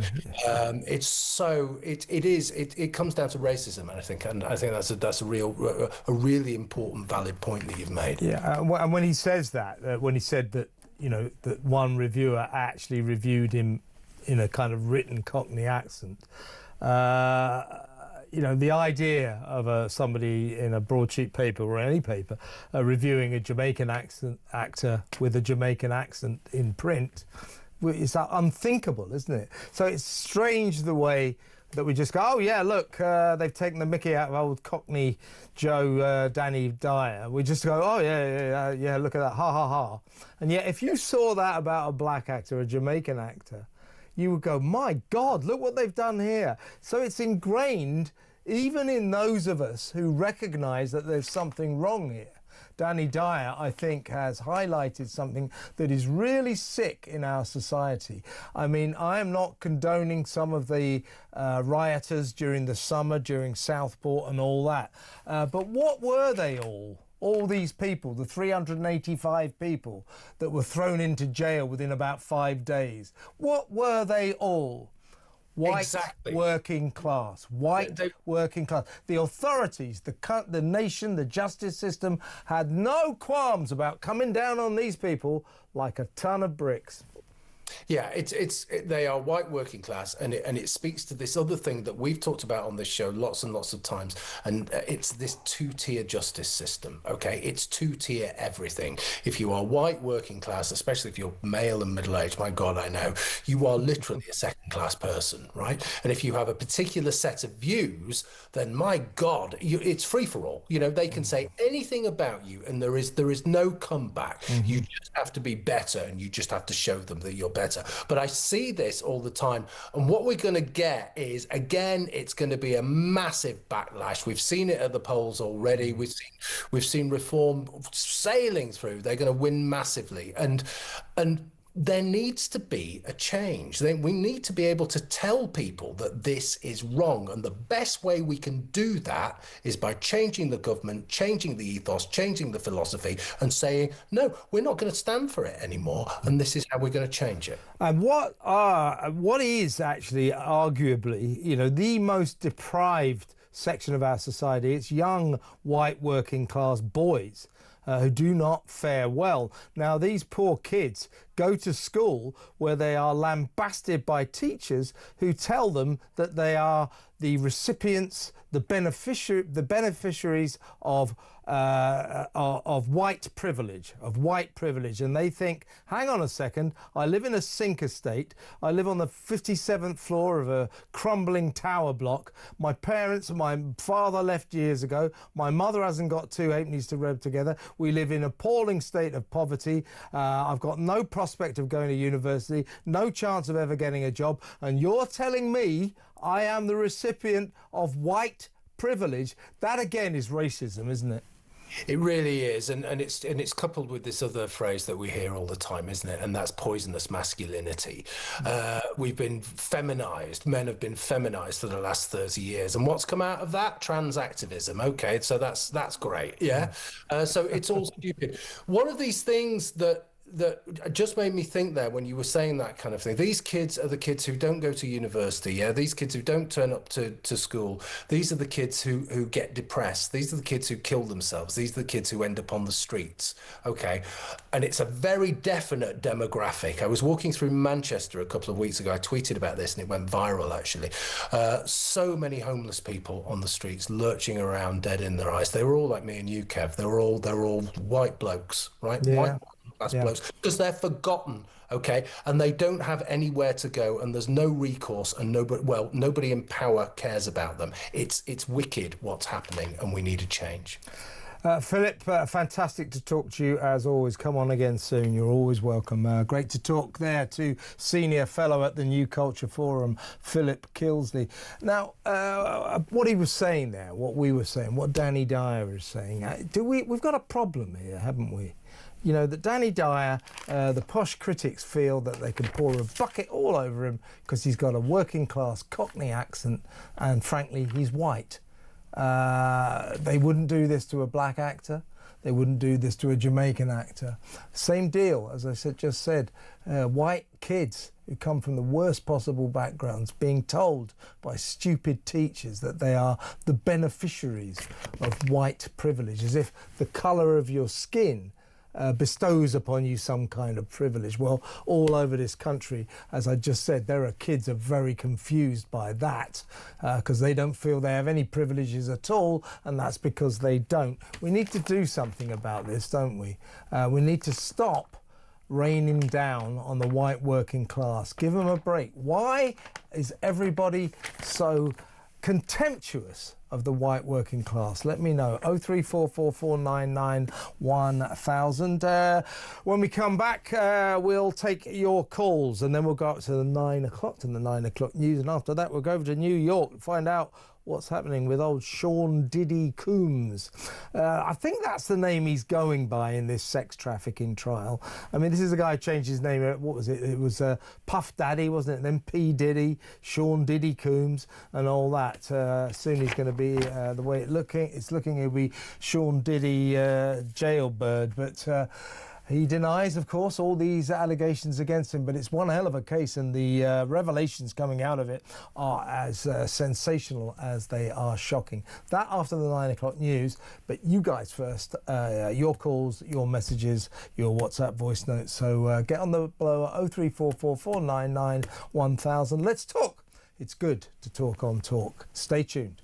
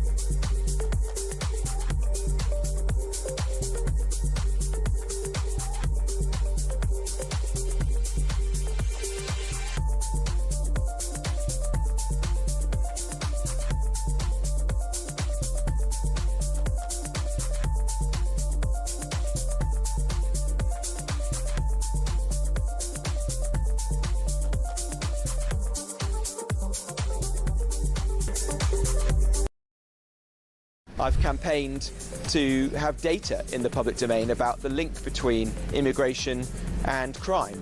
That is now starting to happen. The Home Secretary has finally agreed to it.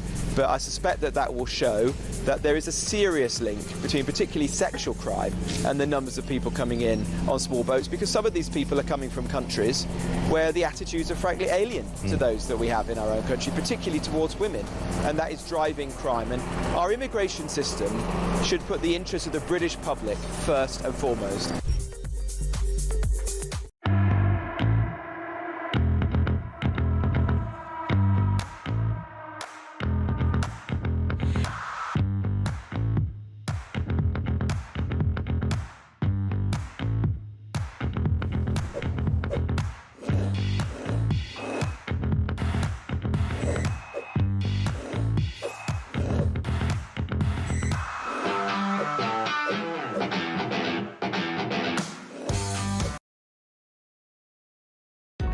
Across the UK, on DAB+, on your smart speaker, on your smart TV, and on your side.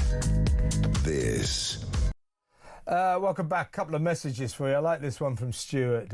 He says, he was talking about Keir's immigration speech yesterday, which quoted Enoch Powell about that thing about Ireland full of strangers. That was a direct quote from Enoch Powell. Stuart says, if someone had tweeted Keir's immigration speech during the Southport riots, they would be serving 31 months in prison. It's about right, maybe. And Susan says, yes, Jacob Rees-Mogg should come to reform. He is a great person. Suella Braverman should come too. There are a few that would be excellent in reform. Susan sent me that. Guess how it starts. Hi, Mike. Yeah, he's in the morning, I'm at night. Yeah, good point though, Susan. Interesting. Right, let's go to the phones and let's talk to John in Merseyside. Hello, John. Good evening, sir. You want to talk about Danny Dyer, yeah? Yeah, Danny Dyer, I think he's put his head above the pulpit and he said what a lot of people will say. Everyone's got an accent. Mm-hmm. If you want to be, I don't know, to London, if you're south of the river or north of the river or whatever. Oh, north, John, north. North Please. I've never been south of the river. For that. I live in Liverpool. Just joking. But everyone has an accent, and I'm proud of my accent. Even though people from Manchester say, well, I'm not going to park my car in Liverpool because you'll have no wheel trims on your car. That's an old one. That's down to football related, that. But at least he said it, and I obviously... Do you consider yourself, John, I'm assuming you're white, do you consider yourself to be working class? Yeah, obviously. I was dragged up by, I can't say, I'll say it, I was dragged up by my arse. But there you go. I went in the Navy, and I got 3 stripes on my arm before I went to the prison service. Right. But is Danny making a good point? Because I think he is. Yeah, I think he is, because what okay, he's sort of framing it in the field of racism. I think there is a racism involved, but I think it's also cultural. People seem to reserve the right to look down on the white working class. Well, yeah, I mean, some of the people obviously he's worked with, and there's many actors from the north and from the south, and I've never watched EastEnders. I'll throw my hand up on that one. I don't advise it. Well, the only time I used to watch EastEnders when I worked in the prison service, when it came to 8 o'clock and that music came on, the boys went up to the rooms. Well, that was a sentence in itself, wasn't it? Having to watch EastEnders. But do you feel that? It does seem to me that in this country, the one section of society that you're kind of allowed to look down on, you're allowed to be contemptuous about, is the white working class. Well, the thing is, Kev, my last couple of years before I finished, I lived up in the Wigan area. Mm-hmm. Now, it was, for many, many years, there was a very, very big Polish community because they used to work the mines after the Second World War. Right. And there was no problem. They just cracked on with what they did, and we're all like Lancashire people. There was no hostility. You just got on. Yeah, yeah. I mean, but I think there is hostility now. That, I mean, we're much more of a divided society that we used to be. And people say that in the past, people were blatantly racist. But I don't think this country was as divided as it is now. John, listen, I'm going to have to move on now. But it's really good, mate. Really good call. Great to talk. Call me again, John in Merseyside. There, yeah, that's the point. Let me know. We're going to take some more calls later in the show. Obviously, about 9:20. It's not just the race thing, is it? What Danny Dyer's saying, you know, they wouldn't mock my accent if I had a Jamaican accent and I was black. That, I think he's making a good point. But it's also cultural, isn't it? Why is it that the white working class seem to be the last section of our society that it's allowable to look down on, allowable to be contemptuous of, allowable to treat like dirt? Why is that? Why is that? 03444991000. Let's go. We're still in Liverpool. This is Paul. Hello, Paul. Hi, Kev. Yeah, just about the migrants coming over and the French won't stop them. Well, then there's one way is to get tough, and I heard this, and it's a good one. For every 50 migrants who get to the UK, they should take one fishing licence off the French, and that means every day they'd be losing 6 or 7 licences. Yeah. And believe me, at the end of the week, there'd be murder in France. You mean that would at last encourage them to actually do something for the £500 million we give them to patrol their own beaches, because they don't stop anything at the moment. And stop giving them that money, and that'll go towards the hotels that they're doing here as well. And so you're going to be losing maybe, what is that, 30, 40 licences a month. Yeah, I mean, I think cracking down on the French is, you know, it's a good idea. But I think that if you want to solve this crisis, we have to do something. We can't just encourage the French to get involved, because the French don't really want to stop these migrants. No, we have to do something. Trump would do that. Trump would say, 50 a day, I'm taking maybe 1 or 2 licences a day. Yeah, but Trump would also say, Paul, this. So Keir Starmer says from now on, you don't have to go to jail if you're an asylum seeker to be potentially deported. Trump would say, you broke into our country illegally. Jail. You came here on an illegal vessel. Therefore, you can't have asylum. We're such nice people. We'll pay for your flight home, for your plane ticket home. Get out of here. That's what Trump would do. That's what I think we should do. Paul, but your French idea is a good one. Thanks for calling. Paul in Liverpool there. As I said earlier, when we come back, we're going to cross the Atlantic. We're going to go to New York. We're going to talk live to a reporter who's been covering this extraordinary trial of the fallen rap idol Sean Diddy Combs, charged with sex trafficking. The details are astonishing. That next. Stay tuned.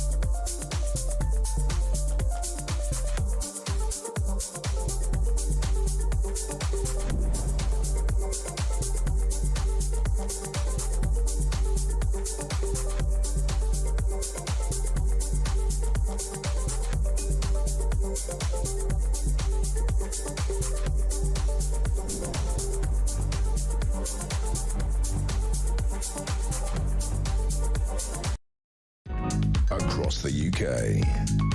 On DAB+, on your smart speaker, on your smart TV, and on your side. This is Talk.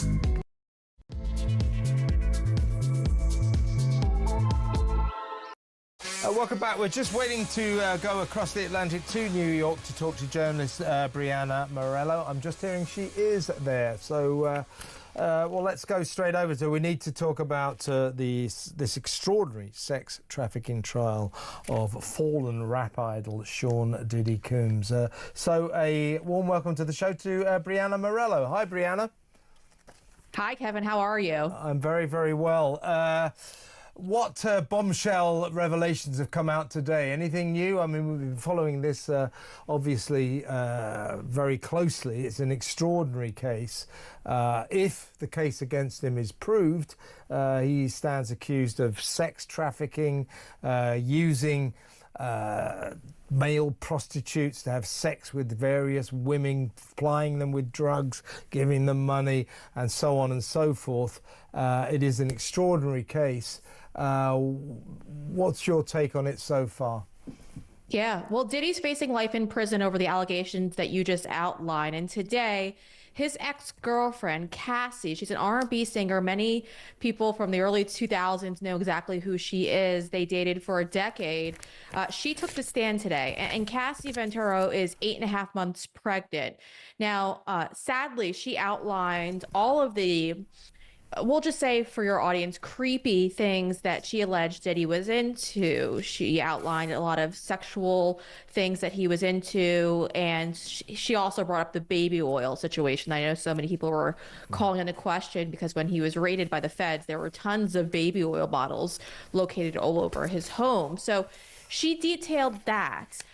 She detailed, and the defense doesn't even argue it. Defense was okay with openly coming out and saying that, in fact, they truly believe that he's going to possibly be outlined by the prosecutors as a creep, as an abuser.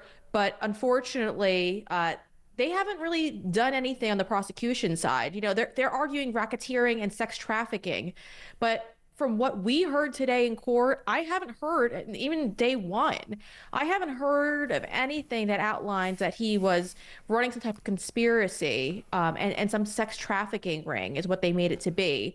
So yes, we're only in day two. Cassie's witness testimony was pretty much all of the creepy things that he's done to her over the years. But again, it didn't outline racketeering and sex trafficking. I guess we'll have to wait to see what the prosecutors have up their sleeves. But again, we're not sure why they haven't made that argument yet. And you're playing the video that was released by CNN. Yeah. Yeah, that video, he hasn't been charged with assault. I believe that statute is up. Is this Cassie Ventura, is it? This is the victim, yes, the woman who testified today. Yeah. So the defense, as I understand it, Brianna, is yes, Sean Diddy Combs is a bit of a freak. Yes, he has perverted sexual tastes. He's a fetishist and all that. Yes, he can be violent. Yes, he's not a particularly nice person, but he is not a sex trafficker. He's just a guy with, shall we say, a complicated love life. That's their defense, isn't it? That is their defense. And it's not illegal what he is ultimately admitting to, or his defense attorneys are admitting to. And the assault that took place, they never filed charges against him, and the statue's up in that case. So unfortunately, he could never be brought to justice for that. But, you know, in day one, they brought the security guard in who was there during the incident and came up to the room to interact with both Cassie and Diddy. And that security guard was allegedly paid $100,000 in cash at the scene because Diddy didn't want this individual to go out and send anyone the footage or tell anyone about this. So Diddy handed him a wad of cash in a brown bag, and you know, he looks like he kept silent about it. He did say that he did record the video and he showed his wife, but this didn't come out until years later when the statue was up. So again, prosecutors really have to outline how this is somehow related to sex trafficking and racketeering, because this footage, it's egregious, yes, and we're not going to dismiss that, but it doesn't equal up to the crimes that they're alleging. So we've got male escorts making testimonies. Cassie Ventura is obviously going to play a big part in this trial. What they're saying is that, you know, Sean Diddy Coombs was like a voyeur. He liked to look, if you see what I mean. And he got, shall we say, his victims to role play, as you say, baby oil all over the place. They had to dress up in costumes. He paid male escorts to have sex with his girlfriend, and he sat there looking. That's the essence of what his nefarious activity was, right? Yes, correct. The sex trafficking charge would have to be these prostitutes traveling across state lines to engage in this activity, and I haven't heard that yet in the trial come up. I'm assuming it's going to come up later as we get closer and closer to the end of their argument so that it sticks with the jury. But it hasn't come up yet as to where their sex trafficking angle is on all of this. So far, it sounds like Diddy just grabbed male strippers, to have sex with his girlfriend at the time. And that's the prostitution angle to all of this. Even Cassie, you know, she said when she was asked about, like, why did she participate in it, she just wanted to see Sean happy. And that was her angle on it. She just didn't want him to get upset or angry with her. And she said that, you know, he signed her to according to prosecutors, he signed her to a 10-album deal, which is unheard of. She was signed to Bad Boy Records, and she alleged that the deal was for 10 records, which is, like I said, unheard of, and that she had no time to make music. Instead, she had to participate in these freak-offs, and it required days of recovery because of all the drugs and all of the interactions that were taking place during that. Yeah, he called them freak-offs, and these were sort of, for want of a better word, parties that would sometimes go on for days on end, were drug-fueled. Isn't it the case that a lot of quite famous people came to these parties? Yeah, we haven't heard any big names drop just yet. I was expecting to possibly hear about that from Cassie, to see if she engaged with any famous individuals, but she didn't disclose anyone's name so far. We're waiting to see if there's anyone else who's going to be high profile stepping up to the testimony stand. She is the most high profile witness they have so far, so I think it's going to be really interesting to hear how that plays out. But yeah, I mean, we were told there were a lot of celebrities that were brought into all of this, but no one's name has popped up yet. And you've seen the courtroom. I mean, what does Sean Diddy Coombs looks a little different from his superstar days, doesn't he? What's his demeanour like? What's the atmosphere like in that courtroom? Yeah, so everyone's very quiet from my understanding. Diddy does look like he has aged a bit. If you look even at the sketch artists, they are graying him up a little bit to show that he has aged within time. And then today when Cassie walked in, which his defense attorneys actually didn't want her doing, they didn't want her walking into the courtroom because she's 8.5 months pregnant. So they didn't want that to be more of an empathetic pull at the heartstrings of the members of the jury. But when she did walk in, Diddy did pull back in his chair and did stare at her. She was coming into the courtroom. So he's been very quiet. There's been no outburst from him quite yet. I thought there might have been one. If it was going to come, it was going to come with her because they've been together for over a decade. But again, nope, that didn't happen. And keep in mind, none of this even came about until Cassie sued Diddy in civil court in New York State. And the lawsuit was filed, and then 24 hours later, it was quickly settled. So he didn't want any of this coming out, and he was willing to pay whatever possible to keep Cassie silent. So in essence, what he's accused of is, I mean, it seems to me what he got up to was this. It's as if he enjoyed being the puppeteer, pulling all the strings, paying everybody money to do stuff, to dress up, to take drugs, to have sex, while he watched, all facilitated by his great wealth, handing out $6,000 a time, I believe, to this male escort to have sex with his girlfriend. So that's really the deal, isn't it? There's this very rich, powerful superstar who's manipulating everyone around him. Would that be those are the allegations anyway. Is that a fair estimation of what we're talking about? Yeah, it is a fair estimate. And I think, though, it's worth noting that he hasn't been charged with blackmail or anything to that altitude. And I think that should be worth examining. And I'll spare your audience the details. We posted it yesterday on my Please Twitter do. page. But it's really bad. But he filmed a really bad sexual act with his ex-girlfriend and another gentleman. And he used it as blackmail, and he wanted to release it if she ever crossed him. And that was the reason why she stood silent for so long. So, yeah, he's a really bad person. And I think there's no arguing that. Even his defense attorneys aren't arguing it. It's just whether or not it raises to the levels of racketeering and sex trafficking is the part that I'm intrigued to see if it plays out over the next few days, because so far the prosecutors haven't made that argument.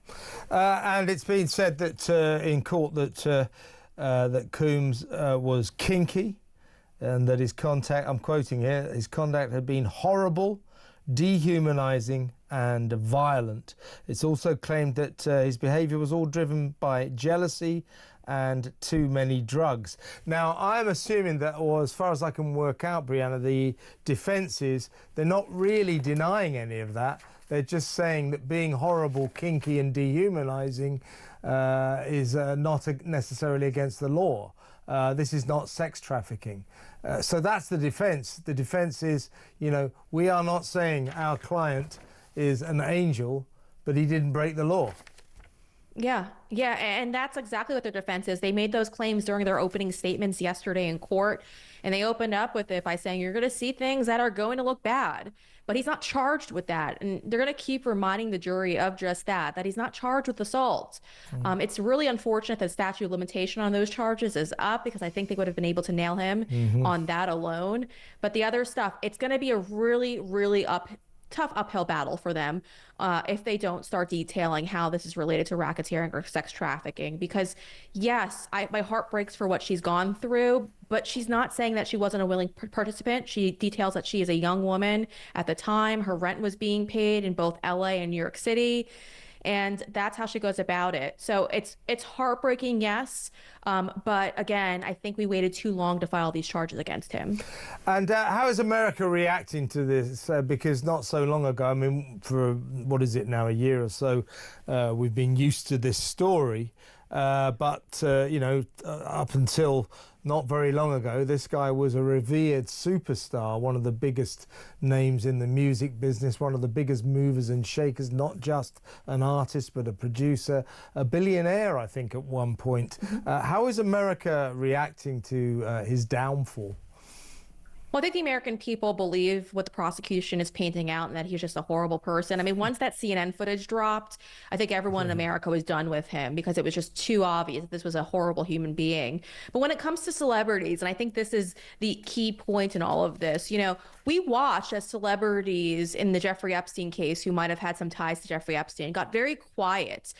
Diddy's parties were always very elaborate, and they involved a lot of celebrities. Not many of those individuals have spoken out about any of this. They've been very quiet. And, it's unfortunate, but the media coverage regarding this trial has also been very quiet. We've seen all these highly publicized trials in America, like the George Floyd trial against the police officer, Derek Chauvin. All of this received round coverage.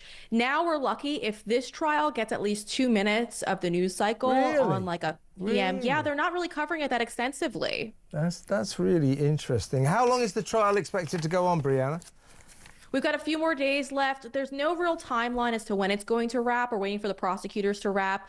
But, they've been kind of going about this very slowly. So I'm just going to assume, based on trials I've seen in the past, it's definitely going to probably be around 2 weeks long worth of testimony, because, we just heard from Cassie today so far.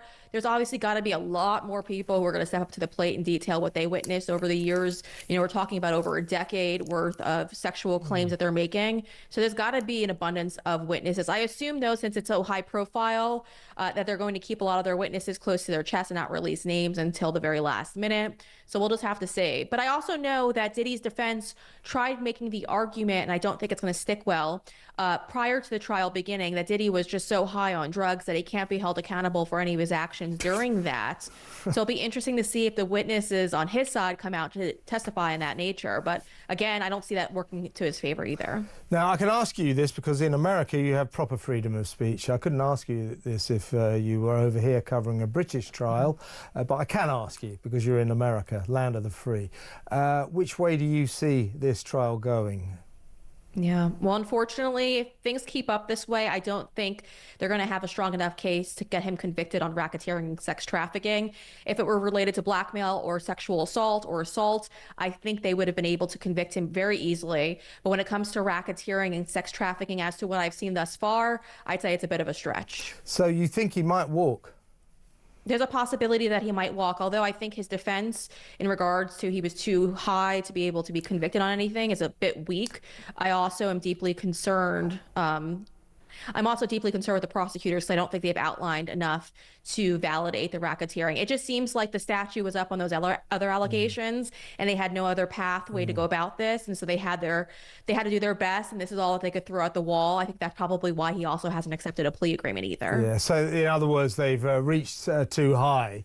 And come up with an offence that may be very difficult to prove. Interesting stuff. Fascinating, actually. Brianna, great to talk to you. Come on again, yeah? That's Brianna Morello, journalist over there in New York. The New York sex trafficking trial of Sean Diddy Combs. Extraordinary. I mean, God almighty. Anyway, let's go to break now. When we come back, your messages, your calls, you know what we're talking about. 0344 499 1000. You can send a WhatsApp voice note if you like. I'm sure we've got a few. We'll play those out. Guarantee I'll play all of them. But we'll talk and I will read some of your messages. So that next, stay tuned.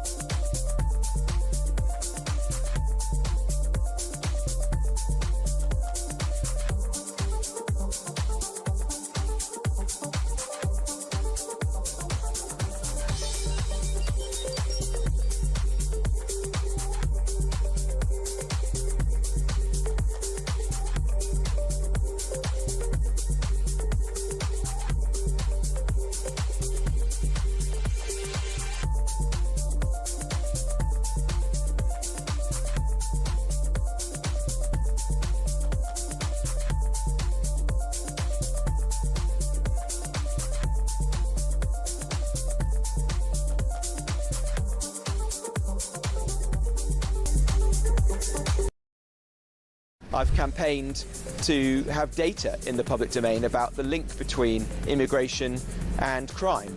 That is now starting to happen. The Home Secretary has finally agreed to it. But I suspect that that will show that there is a serious link between particularly sexual crime and the numbers of people coming in on small boats, because some of these people are coming from countries where the attitudes are frankly alien to those that we have in our own country, particularly towards women, and that is driving crime. And our immigration system should put the interests of the British public first and foremost.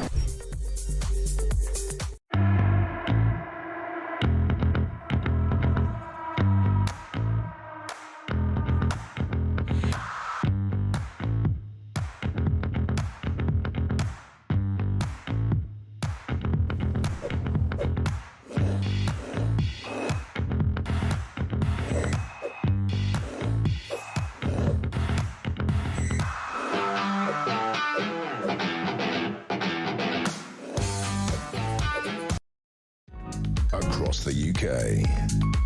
On DAB+, on your smart speaker, on your smart TV, and on your side. This is Talk. Welcome back. We'll go to the phones in just a second. But first, it's time now to find out how you could be in with a chance of winning a weekend away in Munich at the end of May to watch the biggest game in European football, the Champions League final. Thanks to our colleagues at TalkSport, we're also putting £5,000 in your pocket to spend however you want. Win a once-in-a-lifetime trip to watch the Champions League final live. Go to talksport.com/win for your chance to embark on the ultimate odyssey of football ecstasy. With 2 tickets to the Champions League final live at the iconic Munich Football Arena, Germany, including flights, accommodation, and an uber-massive £5,000 in your hand. How about that? Enter online now at talksport.com/win. Terms and conditions apply. Achtung, baby. 18 plus, UK, excluding Northern Ireland. For a chance to win all of that, simply text the word football to 83338 by the 16th of May at 11 p.m. Text costs £2 plus 1 standard network rate message. You must have the bill payer's permission, or send your name and number by post to Champions League Final Competition, PO Box 3190, Colchester CO2 8GP, to arrive by 5 p.m. on the 21st of May. This is a TalkSport limited competition run on TalkSport Talk and Virgin Radio UK stations. Full terms and conditions at talksport.com. I know who that was. That was Mike Graham, wasn't it? Munich, great city, great city. You should go in for that competition, even if you don't like football, because Munich is great. Best city in Germany. Let's go back to the phones, shall we? She's been waiting for some time now. It is time now to talk to a lady who's on Talk even more, much more than I am. It is the great Georgina in London. Hi, Georgina. Good evening, Kevin. How are you? I'm very, very well. You want to talk about Lucy Connolly, and I'm glad you do. What would you like to say? Well, I'd like to say I've always thought that if Lucy's husband had been a Labour councillor, this woman wouldn't have spent one day in prison. Perfect point. Absolutely. This lady has been made an example of to deter anyone from speaking about the Southport slaughters of those little babies. This poor girl was given a sentence of 31 months and she had lost a son herself. So who better to empathise with those parents, Kevin, who'd lost them little girls? And bear in mind that Lucy was suffering mental health issues and PTSD after the loss of her child. You know, I don't condone what was said on the tweet. Of course not. Of course not. I don't condone that. And I did think that X was a safe platform for free speech. I was obviously wrong there, wasn't I?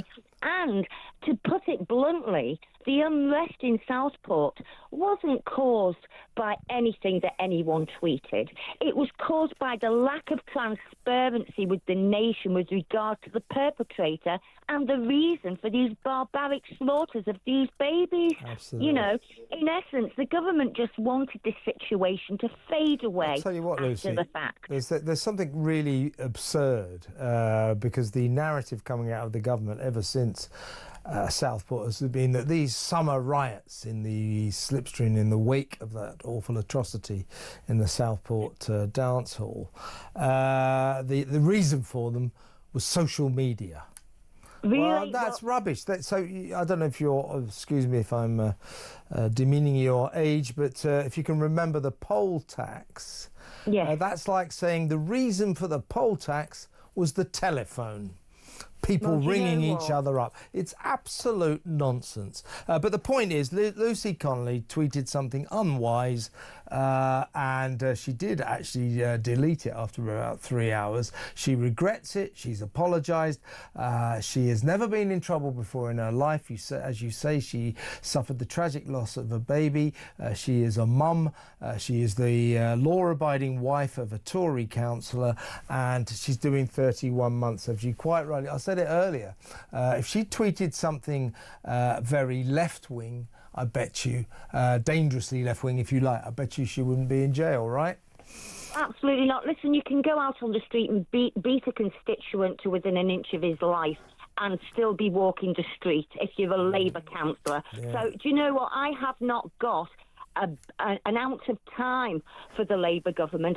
They've got more tears than a wedding cake, Kevin, and I am totally sick of it, honestly. This lady should not have spent a moment in prison, and the government need to hang their heads in shame for what they've done to her. Yeah. It's disgraceful, and I hope that the judicial system remedies this travesty of justice and lets this woman back to her little child who has learning disabilities and a husband who's very poorly. It's terrible. Well, we had Raymond, her husband, on this show a couple of months ago. You know, the family's traumatised. Anyway, it is Lucy's appeal on Thursday. Let's hope to hell that the authorities, the justice system, sees sense and releases her. But I'm not betting the farm on it. Don't count the chickens on that one.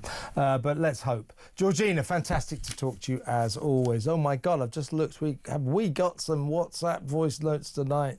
I promised to play all of them all the time, but I've got about 100 here. But let's give it a go. Let's start with Pete on the migrants.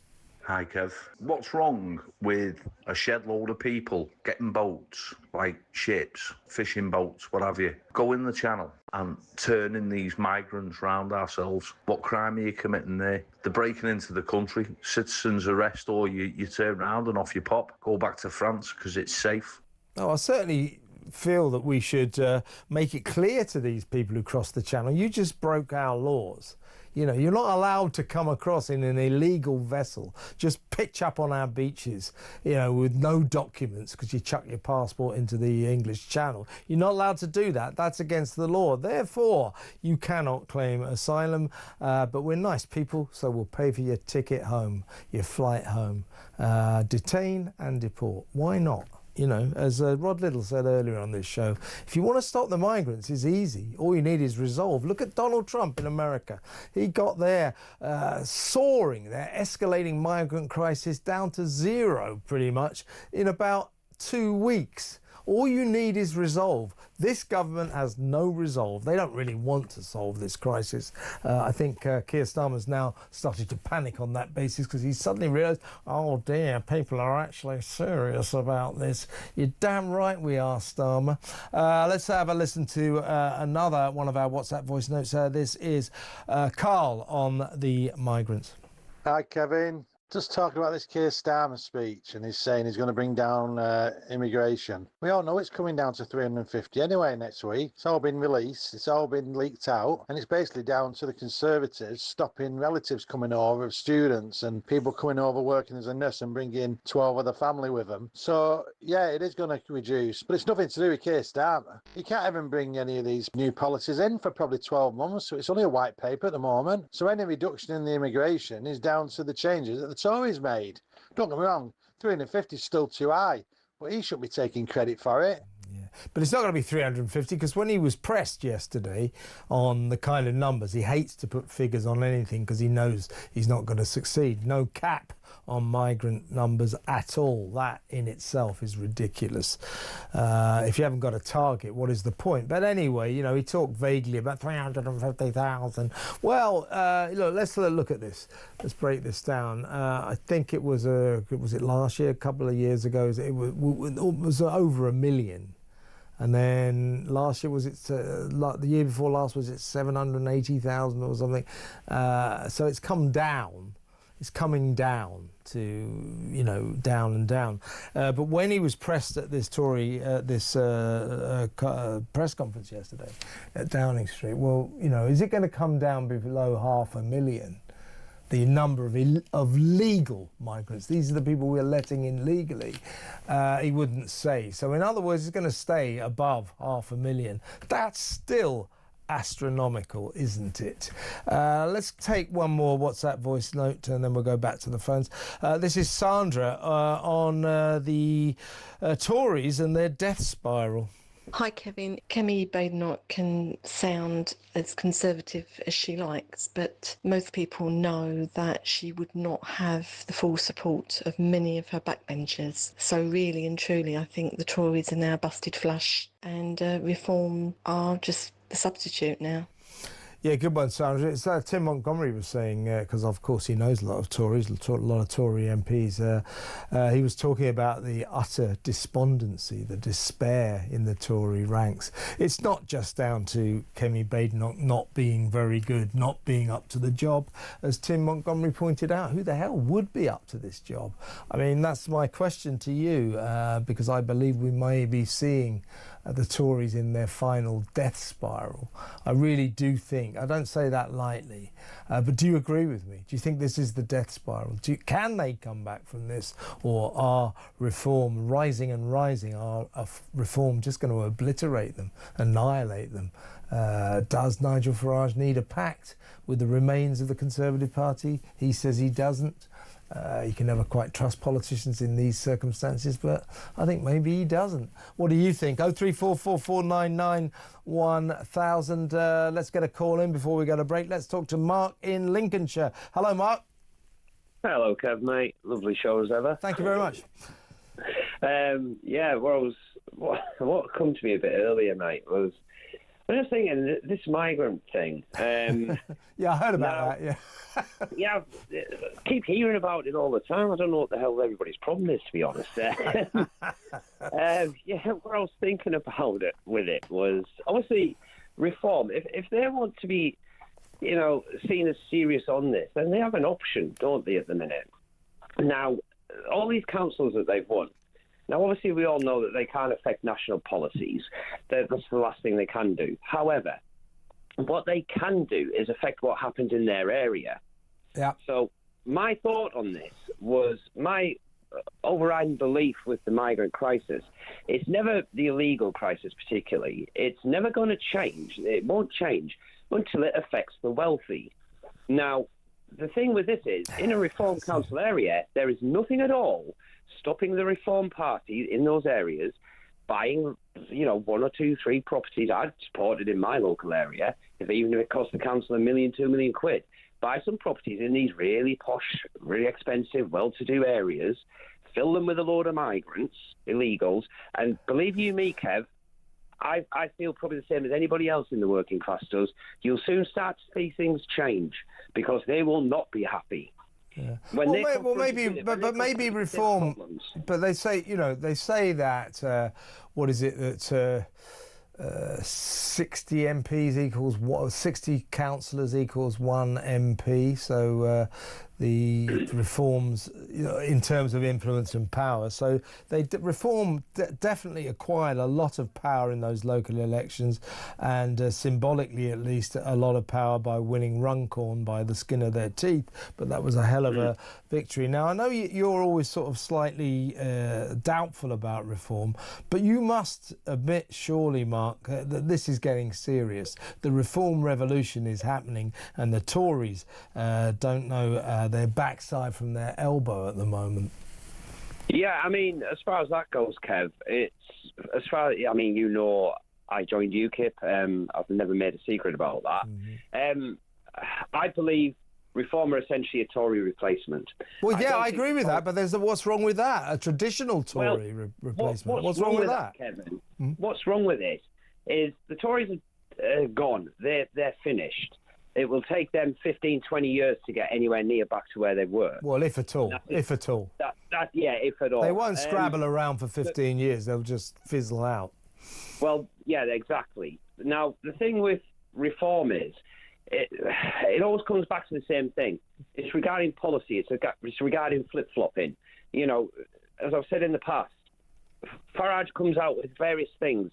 He's initially started off before the election last year. He was quite pro-deportation. He was quite pro, saving the culture and, appeasement, all this kind of stuff. Then after the election, he completely changed all of that. And, he gave the interviews that he did, and he became very, very centre. Well, yeah, but I mean, that's because, you see, I'll tell you what Reform have got, and Farage is nurturing this. They have now got something that they didn't have before, that no other insurgent parties have ever had. They have got political plausibility. Massive landslide in the local elections. They took a Runcorn off Labour, incredible swing, 14,000 majority they overturned. They are plausible. No offence, mate, Mark, but UKIP are not plausible. They are not going to win anything. So people aren't going to vote for UKIP because they know it's not going to get them anywhere. They might be saying the things that you like, but it's not going to get anywhere. Farage might be saying more centrist things now that you don't like, but my feeling is that a lot of people will say, I don't care what he says, I want to get reform in rather than Labour, rather than the Tories. UKIP and the other periphery parties, they don't count for anything, to be honest with you, Mark. I mean, you're right, and I'm no idiot, Kev. I'm saying, didn't say you were. My thing is, sorry? I didn't say you were. I feel like it sometimes. My thing is, and I would be on board, I truly would, Kev, because you're right in what you're saying. They are the viable option. This is what I mean by not being an idiot. I know this. My real problem, I would be completely on board with reform if they democratise the party. I want the ability. Well, that's another. I want the ability for its members to be able to decide. Yeah, but you know what? I get that. That's very much the Ben Habib line. But again, Mark, that is periphery stuff. It is not going to cut through to the electorate. I mean, I get what you're saying. But people love Nigel Farage. The reform revolution is down to him. This political earthquake centres on him, and reform are going great guns, and little technical details about how the party is run are not going to be of much interest to the electorate. Listen, mate, I've got to move on, but you take my point. Call again and we'll resume this conversation.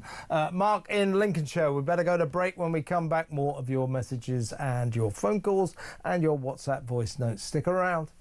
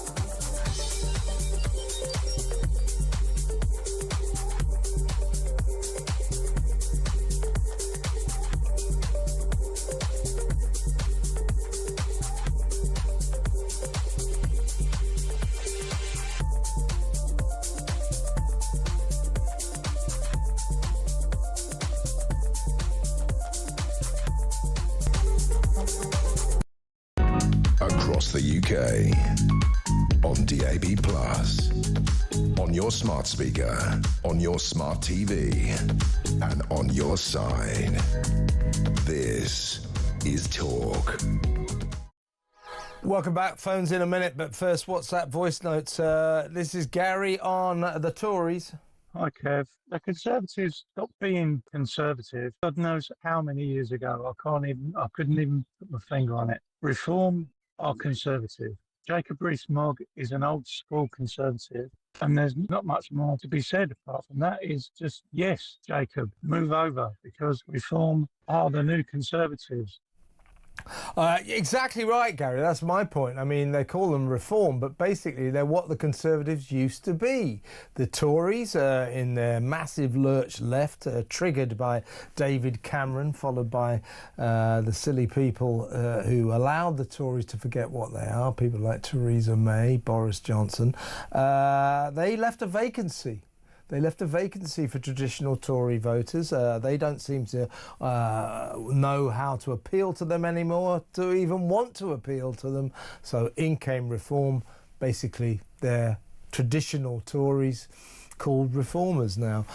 So, yeah, I agree. Let's take one more WhatsApp voice note, and this is Danny Dyer. Remember what we were saying about Danny Dyer? You know, he said that people wouldn't mock me, my accent, my working class accent, my Cockney accent, if I was black and I had a Jamaican accent, and I think he's right.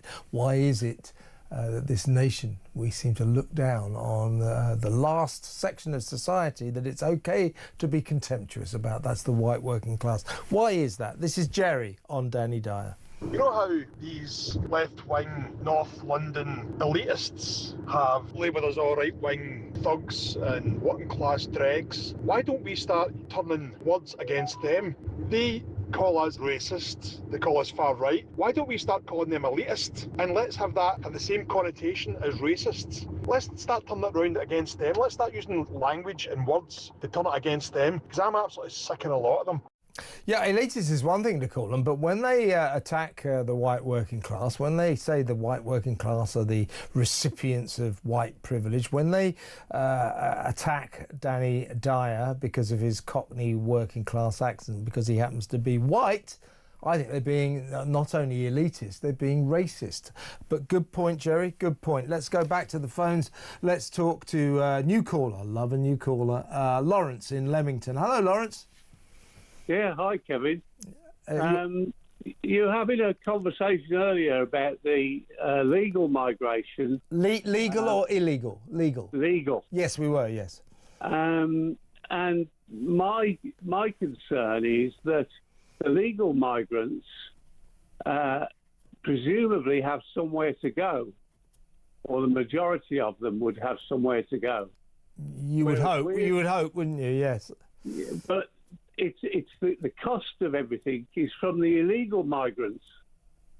I know. I mean, let me tell you, Lawrence, for example, to give you an idea of the astronomical cost of our illegal migrant crisis, yesterday 601 migrants crossed the channel illegally, and they alone will cost us, British taxpayers, 24 million quid a year. That was yesterday's tally. 24, just them yesterday. We think hundreds more have come over today. So the tally for today and yesterday will probably end up being about £40 million and rising. The costs are just staggering.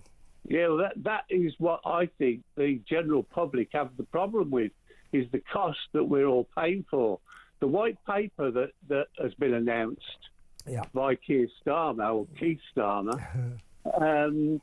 that will take between 18 months and 2 years to get through Parliament, the House of Lords. So in the next 2 years, that is when it might start to have an effect. In the meantime, we'll still have millions of people coming into this country. Well, yeah, exactly. And, I mean, when you say come into effect, the white paper and all that, I mean, there wasn't really much to what he said. A bit of visa tinkering, make sure people can speak English.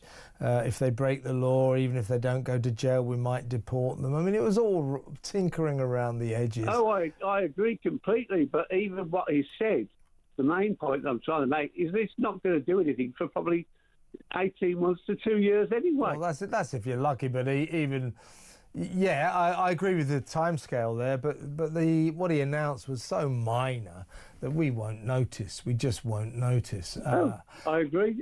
I agree totally. Yeah, Lawrence. Well, good. I'm glad. Good to finish on a note of agreement, and really good to talk to you. Don't make this your last call. It was your first, but not your last, I hope. Lawrence in Leamington. There. Let's go back to WhatsApp voice notes. This is Alan again on Danny Dyer.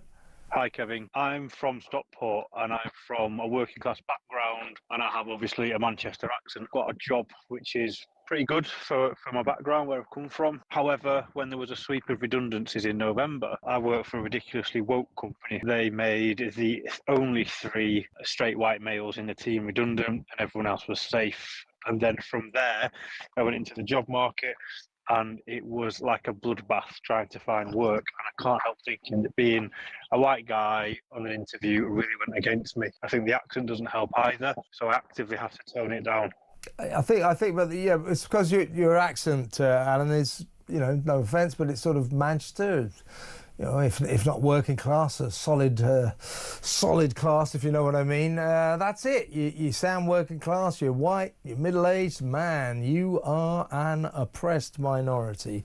The last kind of people that people want to employ. We've got a problem there. We've got a big problem. This is another talk. This is another message that I'll read out. This is from Sue in Ripon in North Yorkshire. She says, a Jacob Rees-Mogg defection to Reform would be a real coup for Nigel Farage. As an ex-Conservative member, now a Reform member, I would be absolutely delighted to see Jacob Rees-Mogg make the switch to Reform. I think it would be a momentous event in the future direction of politics in the UK. Totally agree with you, Sue. It would be seismic, but I think it's very much on the cards. I mean, Jacob Rees-Mogg is one of those people who sort of should be in Parliament. I think he thinks that about himself. He's not at the moment. There's an easy way back because it looks like there will be a by-election in North East Somerset, the constituency that he used to represent till he was beaten by the Labour guy in the last election. That Labour guy now faces charges of child sex abuse and rape, and that will probably trigger a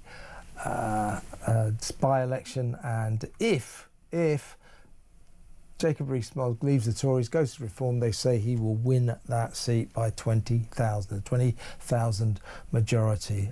So that must be very tempting for him. Nigel Farage is desperate to lure him over. I tell you, if they get him, that would be a massive nail in the already dying coffin of the Conservatives. Let's go to break. When we come back, we'll talk to Herbie in Harrow, so stick around.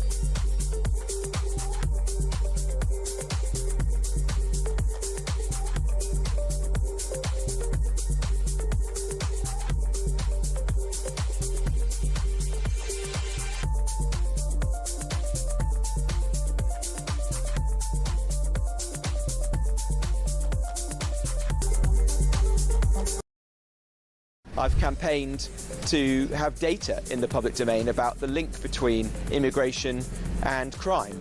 That is now starting to happen. The Home Secretary has finally agreed to it. But I suspect that that will show that there is a serious link between particularly sexual crime and the numbers of people coming in on small boats, because some of these people are coming from countries where the attitudes are frankly alien to those that we have in our own country, particularly towards women, and that is driving crime. And our immigration system should put the interests of the British public first and foremost. There's always well-intended plans, and what we hear from a lot of adults is when people focused on their weight when they were younger, it didn't go to plan. Right. And I think part of this is that it's not about the monitoring, it's really about how the information's shared, what support children get, what support families get. Is that communication stigmatising or is it supportive? And in the past it was very stigmatising. It's your fault, child, or it's your fault, parent. Across the UK, on DAB+, on YouTube, on the app, on your mobile, the home of common sense. This is... Welcome back. A couple of messages before we go back to the phones. This is from Dorothy in East Kilbride. She said, I listened to Richard Tice on Sunday morning on Talk. I liked everything he had to say and decided to join Reform. I have never joined a party in my life, but now believe we are at the point of having to save our country. We need everyone who cares about our way of life to please stand up. Great show as always. Thanks, Dorothy. And this is from Graham in Hartlepool. He says about Keir Starmer's tough-talking speech yesterday at Downing Street. How come nobody has picked up on Starmer's quivering voice as he made his Enoch Powell speech so utterly full of crap? I think a lot of people might agree with that. Here's a quick one from Donna in Birmingham. Hi, Sully. That's me. That used to be my nickname at school, Sully. Thanks for reviving it, Donna. It's been a while. Hi, Sully. Why hasn't our Rod, that's in Rod Liddle, got a glass of wine and a cigarette in his hand? I'm shocked and a little disappointed. Come on, Rod, get with the people. I can't attest to this, but I think he might have given up smoking. But he always used to come on with a Marlboro and a glass of wine. The glass of wine still quite often makes an appearance, but I haven't seen the cigarettes for quite a long time. I think he may have given up, and if you still smoke, you should give up too. It's very bad for you. Right, let's go back to the phones. Let's talk to Herbie in Harrow. Hello, Herbie.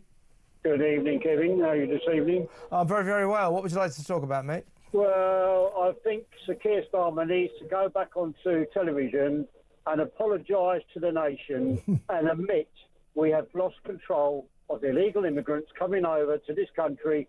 We do not have a solution to the problem. We have no idea how to deal with it.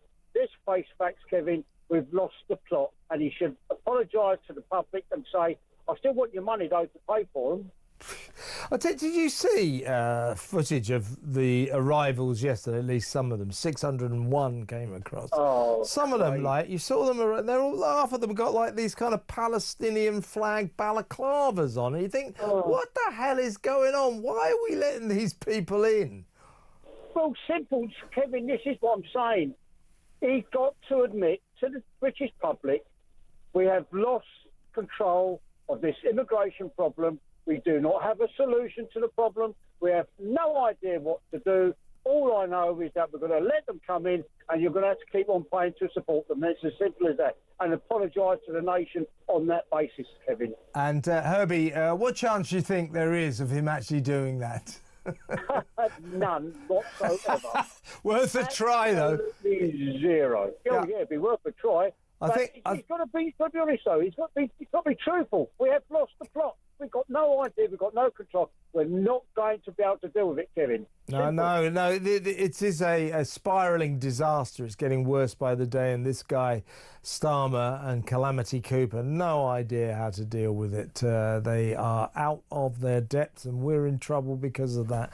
Herbie, totally agree with you. Thank you. Another great call. Herbie in Harrow. Let's quickly listen to a last WhatsApp voice note. This is Steve, once again on Danny Dyer.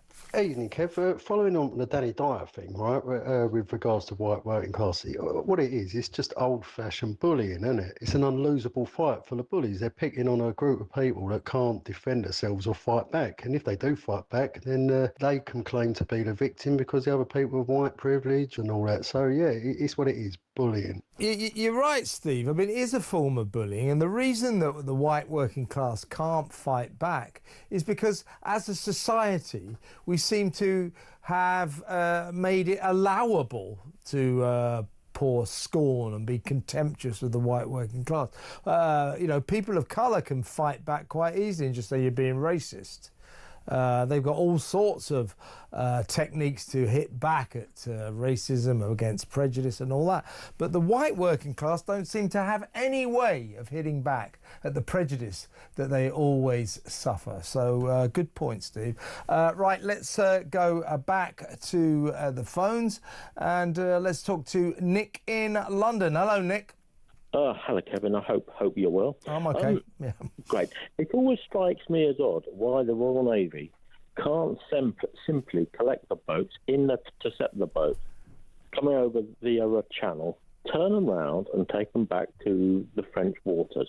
Well, you know what the Navy have said to that in the past? They've refused to do it. I think it was Priti Patel, when she was Home Secretary, floated the idea that she would order the Royal Navy to intercept the migrants' boats and take them back to France or send them back to France. And the Royal Navy said that they would not obey that order because they said that, it was dangerous, that lives were at stake. So a lot of people always say that. Why can't we get the Navy involved? Well, the Navy don't want to do it. I'm fairly sure one of the basic points about the military is that subordinate officers do not refuse orders from superior officers. I think that's the basic starting point. Yeah, well, the Royal Navy, and of course, and it's not, sorry, Kevin, it's not the ordinary seamen, the lower levels. This will be the Royal Navy top brass. Of course it is. Yeah, no, this is their... And if they won't do it, yeah, sack them. Yeah, but, they won't do it. It's as simple as that. I think what we should do, all this turning the boats around, I mean, it's OK, but I can see all sorts of problems there. I just think that we should recognise that when they arrive here, they've broken our laws. You can't claim asylum for arriving here illegally. Like in Australia, they arrive in Australia, they say, sorry, you've arrived illegally, you can't have asylum, we're nice people, we'll pay for your flight home. And that's what I think we should do. But the Navy, you can forget about it. They won't do it. Nick, good point, though. Thank you. Very good call. Call me again. Nick in London. And she's in the studio. It's Petri Hoskin. Hi. Hello. Coming up, I know you've just been talking about this, but we're going to talk again to a lawyer about the Sean Diddy Coombs trial, because his ex-girlfriend has just stopped giving evidence. This is Cassie Ventura. Yeah. Cassie Ventura, 5 hours. Wow. She was giving evidence. There's a lot to cut through on this. There must be